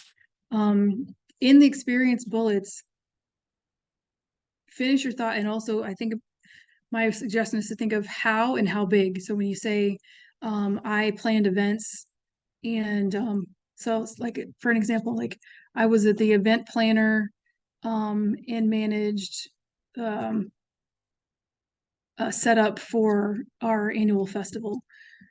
Okay, is that an annual festival for 200 people or 10,000? Is that like, did you planned it? So did you sit down with a team and a committee and you led some stuff, or did you create a document and somebody else actually went out and did all the things? Like, tell me how big this task was and how it got done. So especially anything with coding related things, if you were doing data entry, some people just say data entry for the customer service department, whatever. That doesn't tell me how or how big. What program did you use? How many people, how many entries did you do? How fast did you do this work? All those things will help me read and understand the work you did better and see how your work translates into what we're doing. Again, no pictures, no unnecessary demographics. So I don't know exactly what I'm referring to there, but just keep that in mind. No negativity anywhere in your cover letter or resume. Inaccurate information, and this really is like, make sure your dates on your resume match and they match your LinkedIn. And the undersharing and oversharing. So you want to tell the information that is relevant to the work. So if you're telling me that, and of course, like the last 5 years, if you only worked in retail, you're going to keep it, right? You can't say you didn't do anything. But some people will put like every 2-month job that they had, or every volunteer thing that I've seen, like where people, if I read it and I don't understand why you have so many changes in jobs, I'll overread into it as a hiring manager. So you just want to keep that in mind, that there are opportunities to say too much. Your goal with the resume is not to get hired, it's to get an interview. So if you say too much, you can get yourself removed by mistake. So that's why it's really just stick to one page, bare bones, best stuff you got, because you're just trying to get the interview. When you start adding every little thing you did, every car wash you worked at, every single thing, then I'm like, oh, this person can't hold down a job. Like, you don't want to do that. That's giving away too much information. So to make it stand out, you want to organize, clear, blah, blah, blah, blah, blah, all the stuff I already said. Summary, keywords. Oh, if you're doing an interview in person, bring copies with you. If you are doing it virtually, just say, hey, if you don't have it, I can put it in the chat or whatever. This just says I'm a helpful person. I thought this forward. I'm here. I'm ready to help you. If I'm working on your job, I'll be the same way. And then integrating LinkedIn, which we'll talk about later. Places to get, oh, sorry. Didn't catch what the email was for. What did I say? Rain? What did I say about the email?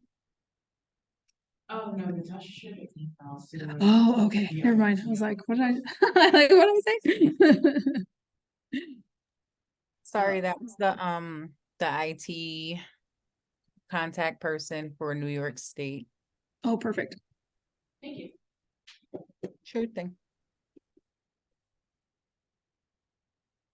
Okay. Anybody need a break or anything? Or actually, you know what? I think let's stop and work on resumes so you guys can start doing something. We'll talk about cover letters later. This is also a loose agenda. We'll get to everything, but if we don't do it all in the time or frame that I said, that's fine. So I'm going to put the link to the resources where you can find like the resume checklist.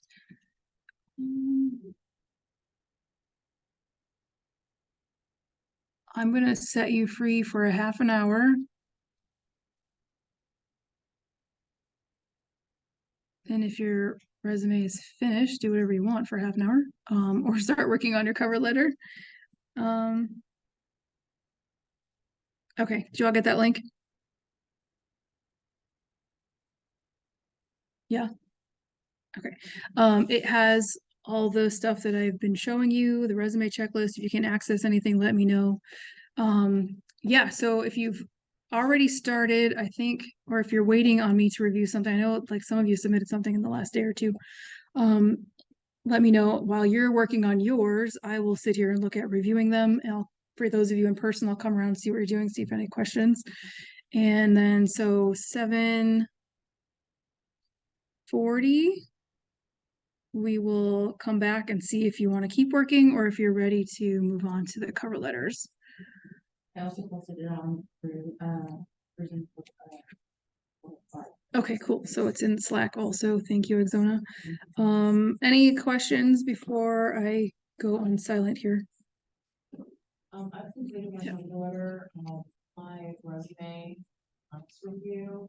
I just keep a resume of all of my work experience and I pull from that.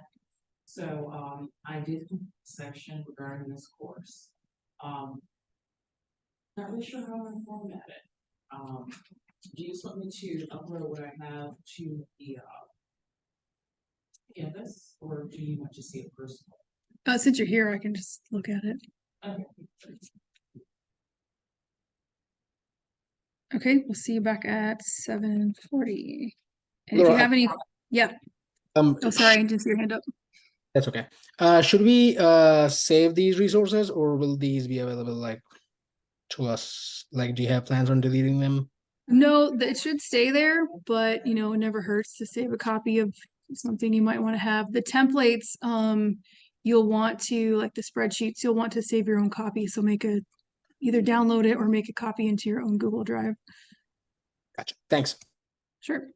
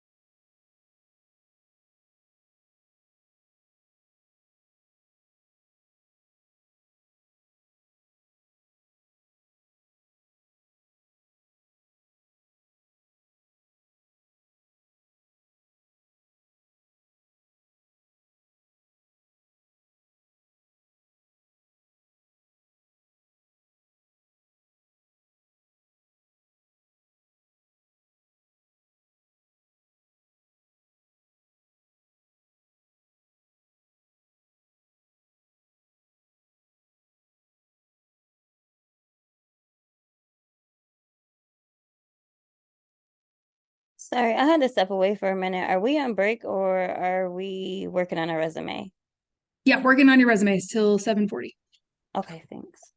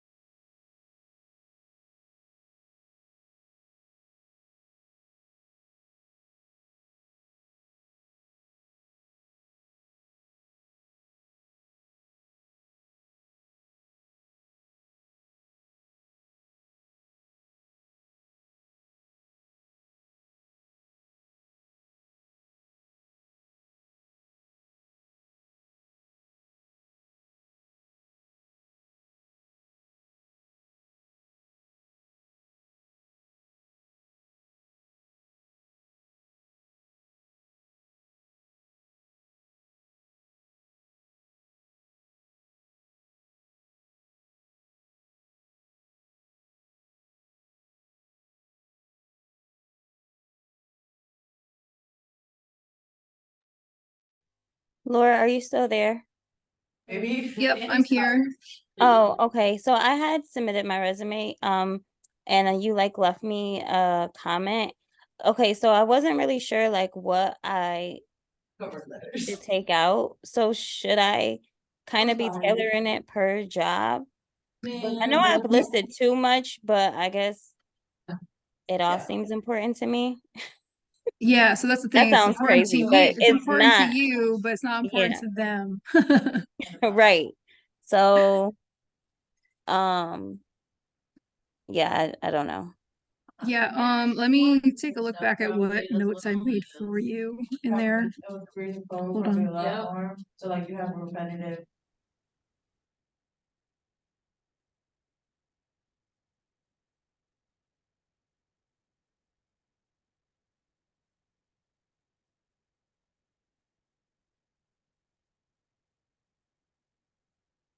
Like, how far back do you think that, like, how many years back do you think should go on Yeah, the so resume? pretty much no more than 10 years anymore.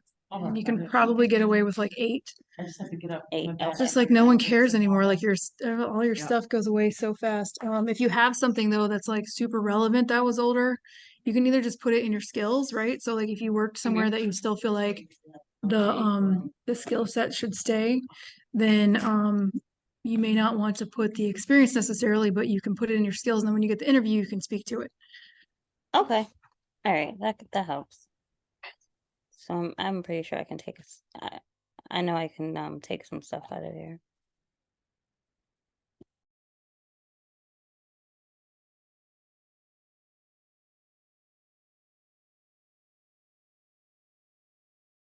So once I make the corrections, you want me to resubmit it? Resubmit it in the draft for you to review it, and then once you review it, if there's any other corrections that need to be made, then submit those in the final. You can go ahead and just make the changes and put in the final. We can work from there. Okay, Thanks. thank you.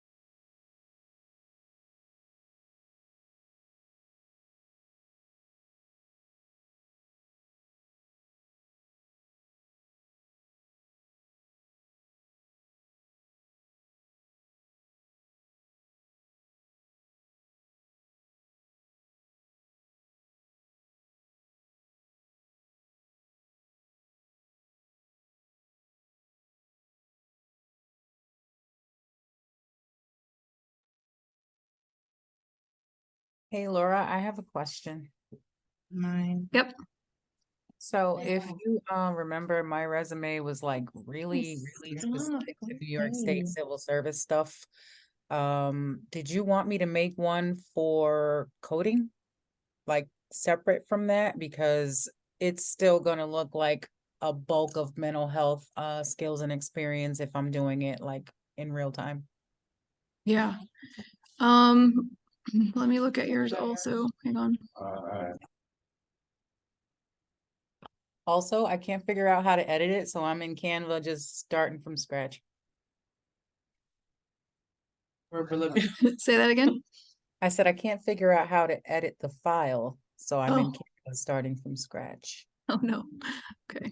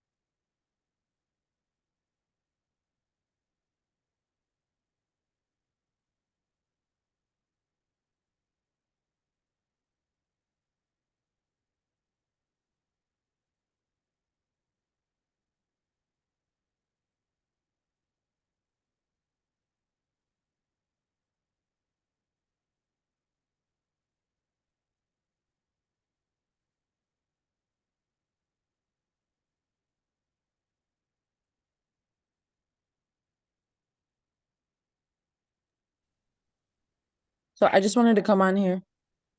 Sorry. And kind of like give a suggestion.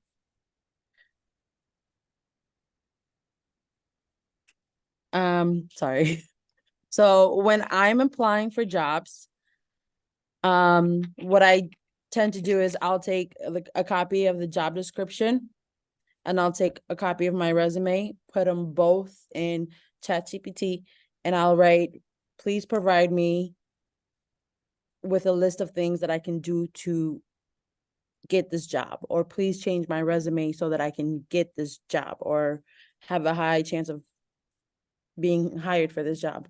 And then ChatGPT will give me an entire list or will give me a new resume that I can just copy, change a couple things, put it, and then submit it. So that this way you're looking at what the job description is, and it's looking at your resume to see what is the likelihood or what you can change, and then you just submit that. Because there are companies, huge companies, that use algorithms or use new tech that will completely disqualify you for as a candidate because you don't have those keywords in your resume. So you just have to keep that in mind, that you might want to have those keywords in your resume if you're applying for a specific job. So that's what I tend to do, and it works. I've had the same job for the last 17 years. So I really don't even have a resume outside of that. I just only write them when I'm applying for like promotions and stuff. So that's few and far in between. That's awesome. But thank you though.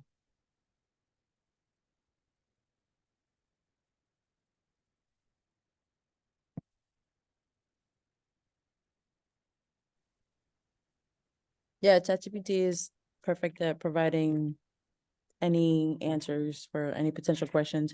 Bard.ai, which is like Google's ChatGPT, is just as great as ChatGPT, and it's more up to date because it uses the 2023 data, whereas ChatGPT uses data from 2021. So it's like 2 years behind. Can you write that in the chat? So use Bard AI too, just to compare. I will put it in the chat. Thank you.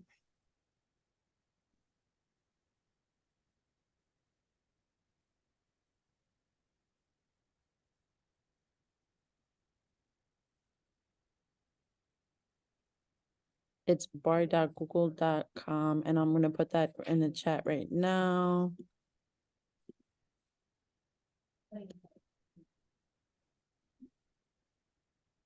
Or just bar.ai.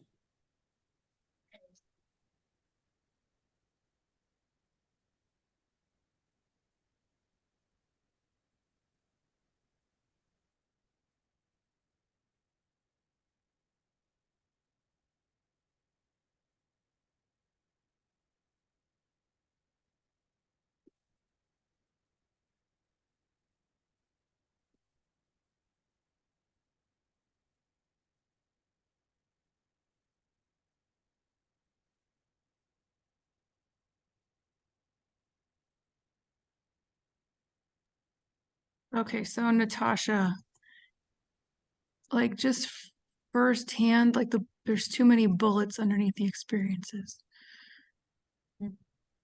Because the font is too little for having that much, and then like I think even for your most recent jobs, like five bullets is fine, like the best ones, right? Because this is where I'm talking about oversharing.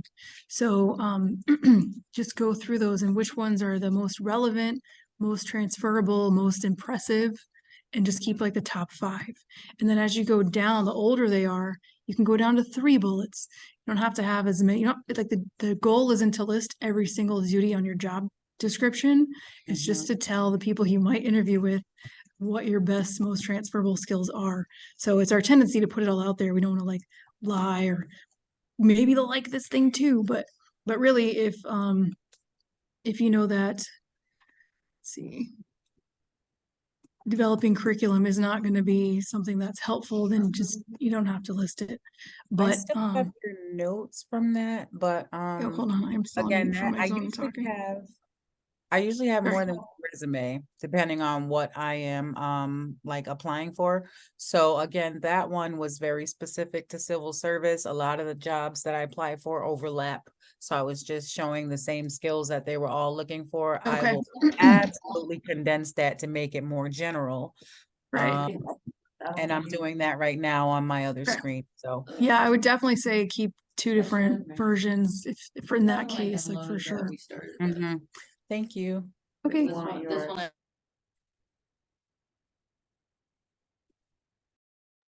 look at yours now, Tara. Okay. I did start editing it, so.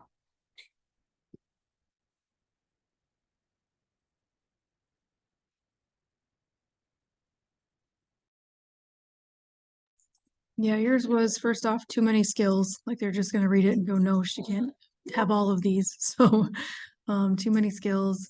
And even the tools, like so separating, you had like 3 different sections of skills and languages. Maybe it's okay to have languages pulled out, especially if you have the space, but in really just having like all the skills go into one section is probably ideal. Oh, And then okay. same, I was looking at yeah. wasn't even gonna touch that part. I was looking at the job description, Yeah. at the duties. Okay. All Yeah. right. So I like I can said, scale not that every down. single language that Yeah, I you literally like, I'm just. like I'm- which languages are you everything's proficient gone. at, I like really can't- good I at, don't- you know, right, or that's why and or we which use one's the that. company looking to hire for. Like if they don't use Express or they don't use React, there's like kind of no reason to even put it there. And then like your related skills, there's just it's too many. And it's not likely that they both want like they want policy development and they want business my job's analysis. Like generalist. there's probably a good chance that they're only looking They for just give us a everything. handful of those. There is no actual like. And then Receiving, I guess. experience, same thing, like get it down to like 5 bullets or close to that. Not every single thing, because it's just the stuff that like when you say too much, people start reading too much into it. Give them just you're trying to tease them with the resume almost and say Okay. like, look how great I am, and then because otherwise I'm reading it and maybe I go, oh well, she's filing claims. That's not what we need, you know. Now, if you can flip that into filing things and that has some relevance to like data Okay. organization or something like that, then you can do that. Look at what you want. Mhm. But yeah, I would just shorten these a little bit so you're not giving away too much information or just having so much Mhm. text they don't read it. Okay. Okay, so, Mm, yeah. Because Yeah. you want to make sure scaling it's a down to like summary. 5 per I position, hate that basically? stuff. 5 for the more recent ones. I'd go even down to 3 because a lot of times you repeat yourself too, right? So like on the older ones, you've advanced. So like an older one, maybe you at a basic level you stock shelves, but on a newer job you did inventory. On a newer job than that, you actually did product ordering. You don't have to tell me you did inventory and product placement if you're now doing like a higher level skill, right? Just keep it to the higher level stuff. Okay.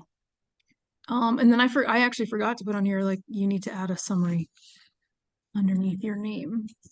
I don't think you can edit on here. So you can.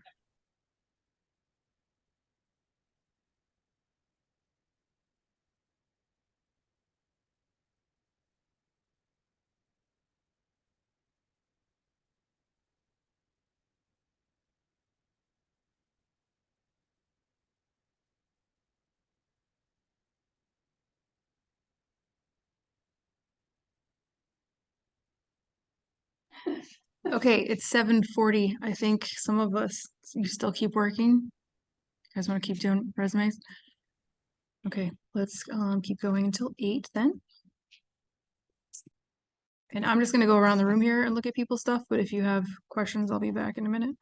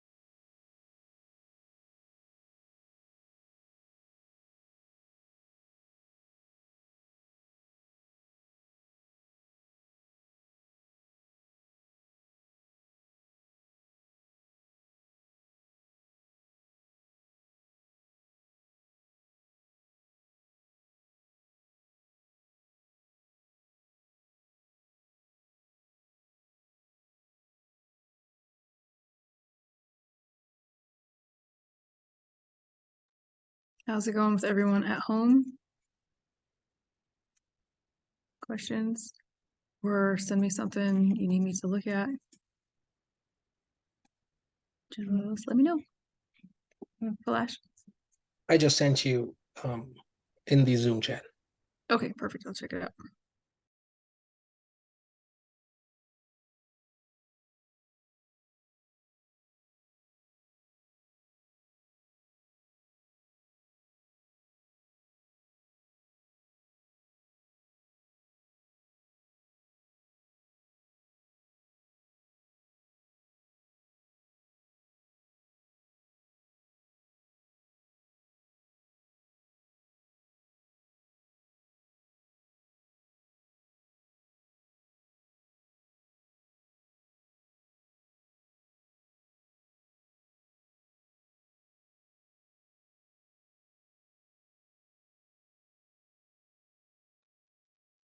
Can I use yours for example, like screen share?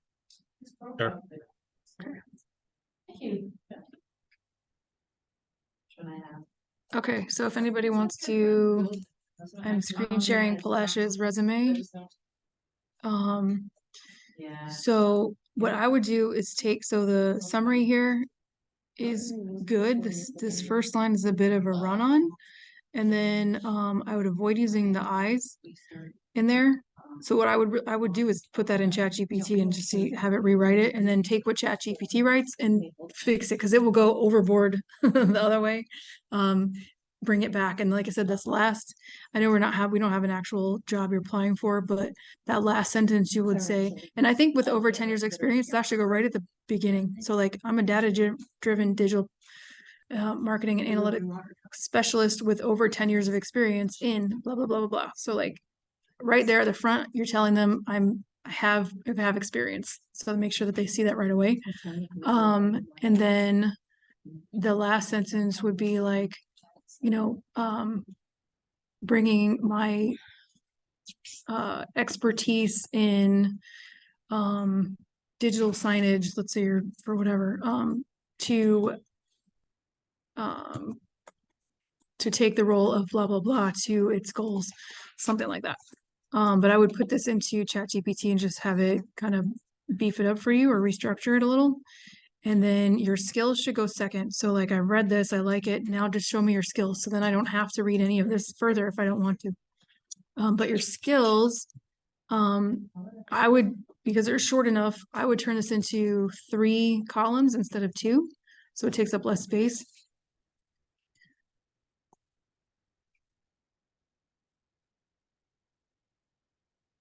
And then move it underneath here. And then this is good.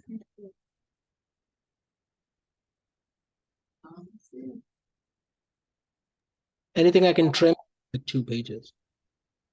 Yeah, that's kind of what I was looking at now. Like, I think you can remove,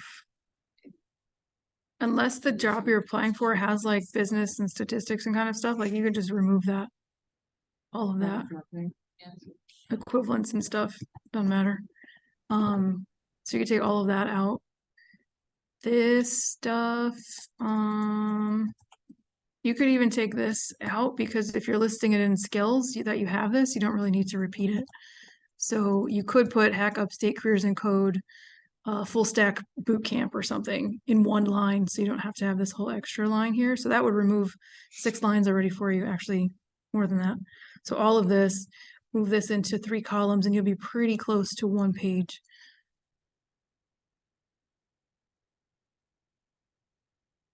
And then like ones like this where there's 1 word hanging over, just find a way to shorten it so that you are just 1 line. And again, you can use that with ChatGPT or something. Otherwise, it looks good. Thank you, thank you. The one thing with present, you want to start with present tense. So built is past tense. So identify is fine. So you want to say build dashboards and collaborate with instead of past tense. Yeah, I made a mistake there. No, it's okay. And we're Is it so for like some of these internships and apprenticeships, like should I put the web development bootcamp graduate over the experience, or is the summary talking on itself? Yeah, you can if you need to have, I mean, you mentioned it up here. So as long as it's up here in the front, and you'll have your skills up here too. So you could move it from there to here, but I think if you're applying for an internship, you could and now this is only going to be 2 lines. You also could put that up here before your experience. Gotcha. How can I like make that line sound better? I am a web development graduate, bootcamp graduate. You would say something like, I mean, you could just start off with a recent web development bootcamp graduate and a data-driven digital marketing and specialist with 10 years experience, and then period, and then list bringing these expertise to the table. But you can also just take this in ChatGPT and say, hey, restructure this so that it gives more focus on the web development or the bootcamp, and it'll kind of do that for you too. One question about the ethics of it is like so over there I mentioned like I have over 10 years of experience in marketing and administrative. So I'm kind of like clubbing marketing and administrative. I have had marketing, I've been working in marketing for like 3 years, and Yeah, is that so no, you're sorry. fine. A way around that is to just say that you are a working professional with 10 years experience. Like you don't have to be specific about like, because regardless of whether it was in marketing or whether it was in data or whatever, like coming to the table with 10 years of professional work, working in a real organization rather than like retail or customer service is could be the thing they're looking for, right? So you don't have to say like 5 years in this and 5 years in that. You can be a professional for the last 10 years. And of course, you've picked up different skills along the way.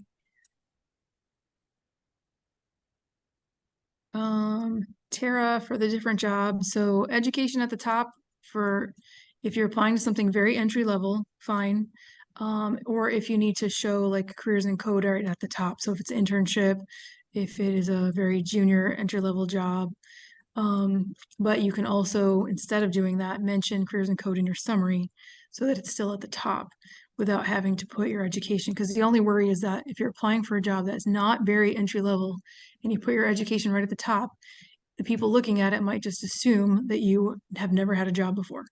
And you don't want that to happen if you're trying to apply for something that it's not very specifically done at entry level. Okay. Because sometimes I see on like the resume layouts, like it'll Yeah. show either way. So I wanted to know how you felt about it. Yeah. Yeah, I think, I mean, technically you can do it either way, but I do think people look at it a certain way. Mhm.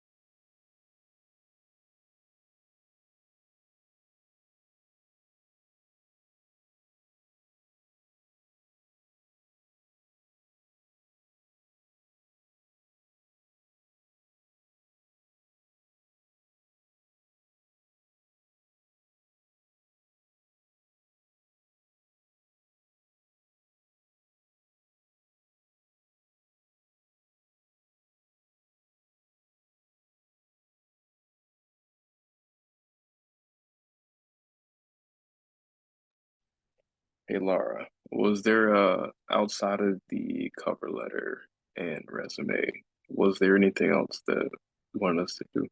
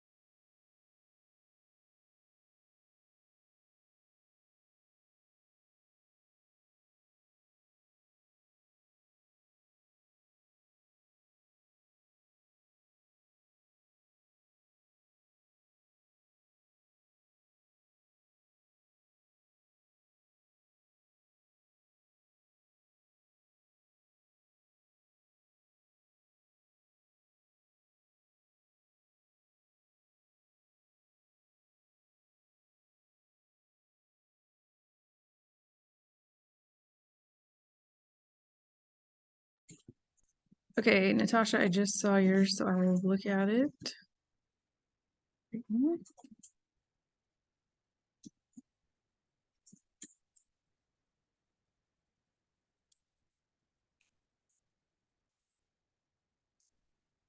And everyone here is kind of still going, so I think we'll just take the rest of the class to finish resumes. And then tomorrow, um, we can jump into cover letters. And I do have this new different version. Oh, that's what I got. So if you Okay, have, yeah, I'll still be here we'll- till 8:30. If you have questions or if you want me to review whatever you're submitting, that's fine.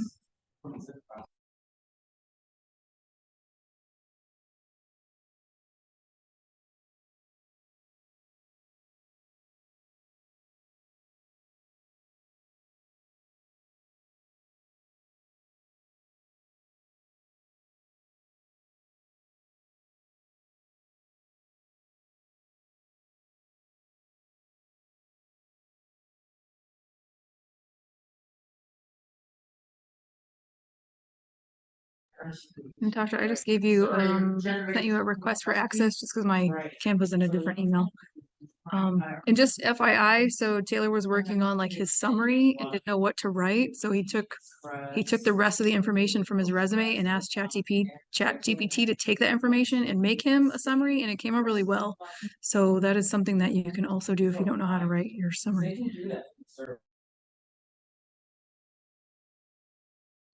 I don't see an access request from you. Okay, can you like download a PDF real quick and shoot me that?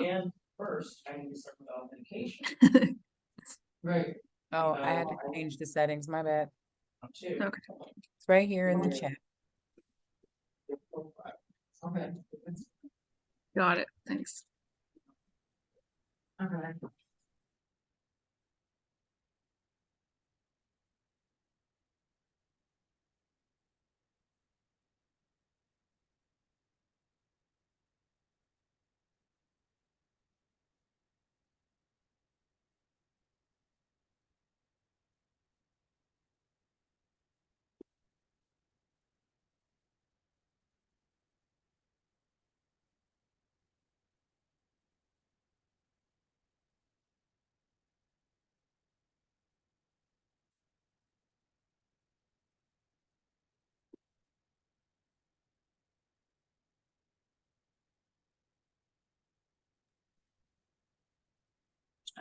Okay. Do you mind if I also screen share yours just so people can see?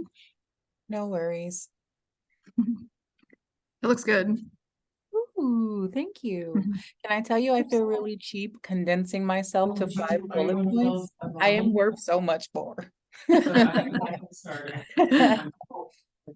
So, yeah, so your summary, I would not write in first person. I would turn that into whatever third person is, and you can do that so just put it in ChatGPT, ask it to change it to the third person. One of the reasons why is because like just starting sentences with I's can be a turnoff to hiring managers who are looking for team players. So best just to leave it out of there. This you end up having like 2 bullets there. So watch the formatting. Yeah, I'll get that Double out of bullet there. itself. And your skills, I think this too, anytime you have an and is like a different skill. So like writing effective reports is one skill, and then maybe evaluations is another. Okay. Yeah, I didn't check that out. Good catch. This would just be not how to manage, but just managing difficult conversations. Yeah. Um, Those are the names on the certifications. I just took the course names right directly from okay. there. Thank you for that. Yeah, so you just want to make them more direct and to the point. Because at the end of the day, it's just. Fine, you got there's double bullets down here too. Mhm. And then make sure, so your present role, you write in present tense, so you collaborate with clinical staff instead of collaborated. Got it. Other than that, it looks good. So Right, yeah, about login page. You can, if anything, you could just have a button here, right? So these are some areas where you can do more of that how and how much. So like maintain staff assignment schedules and payroll, like with what software, how many employees, like all those things that tell me like how big of a deal is this role. I do find if you take an individual bullet and put it in ChatGPT, it does a pretty good job at making things sound better. Okay. But I mean, you can do that. but yeah, This keep is an eye like out for recent. My God, I haven't made a resume since forever and ever ago. yeah, but it looks nice. Thanks, Laura. Already logged in, and then with the So yeah, I think that's pretty much all I've got. Okay. I'll clean it up and get it back to you. You might also like take what you put here and ask ChatGPT what other skills you have, because I feel like you've got training, you've got It does. Okay, I do want to send you teamwork. one There's additional other things I think file you could put into that's skills. more updated code. Ooh, Because these are okay. Yeah, I just pulled all this stuff from the other resume. Yeah. None of it is brand new text at all. So okay. thank you. Yeah, nice job. Thank you so much.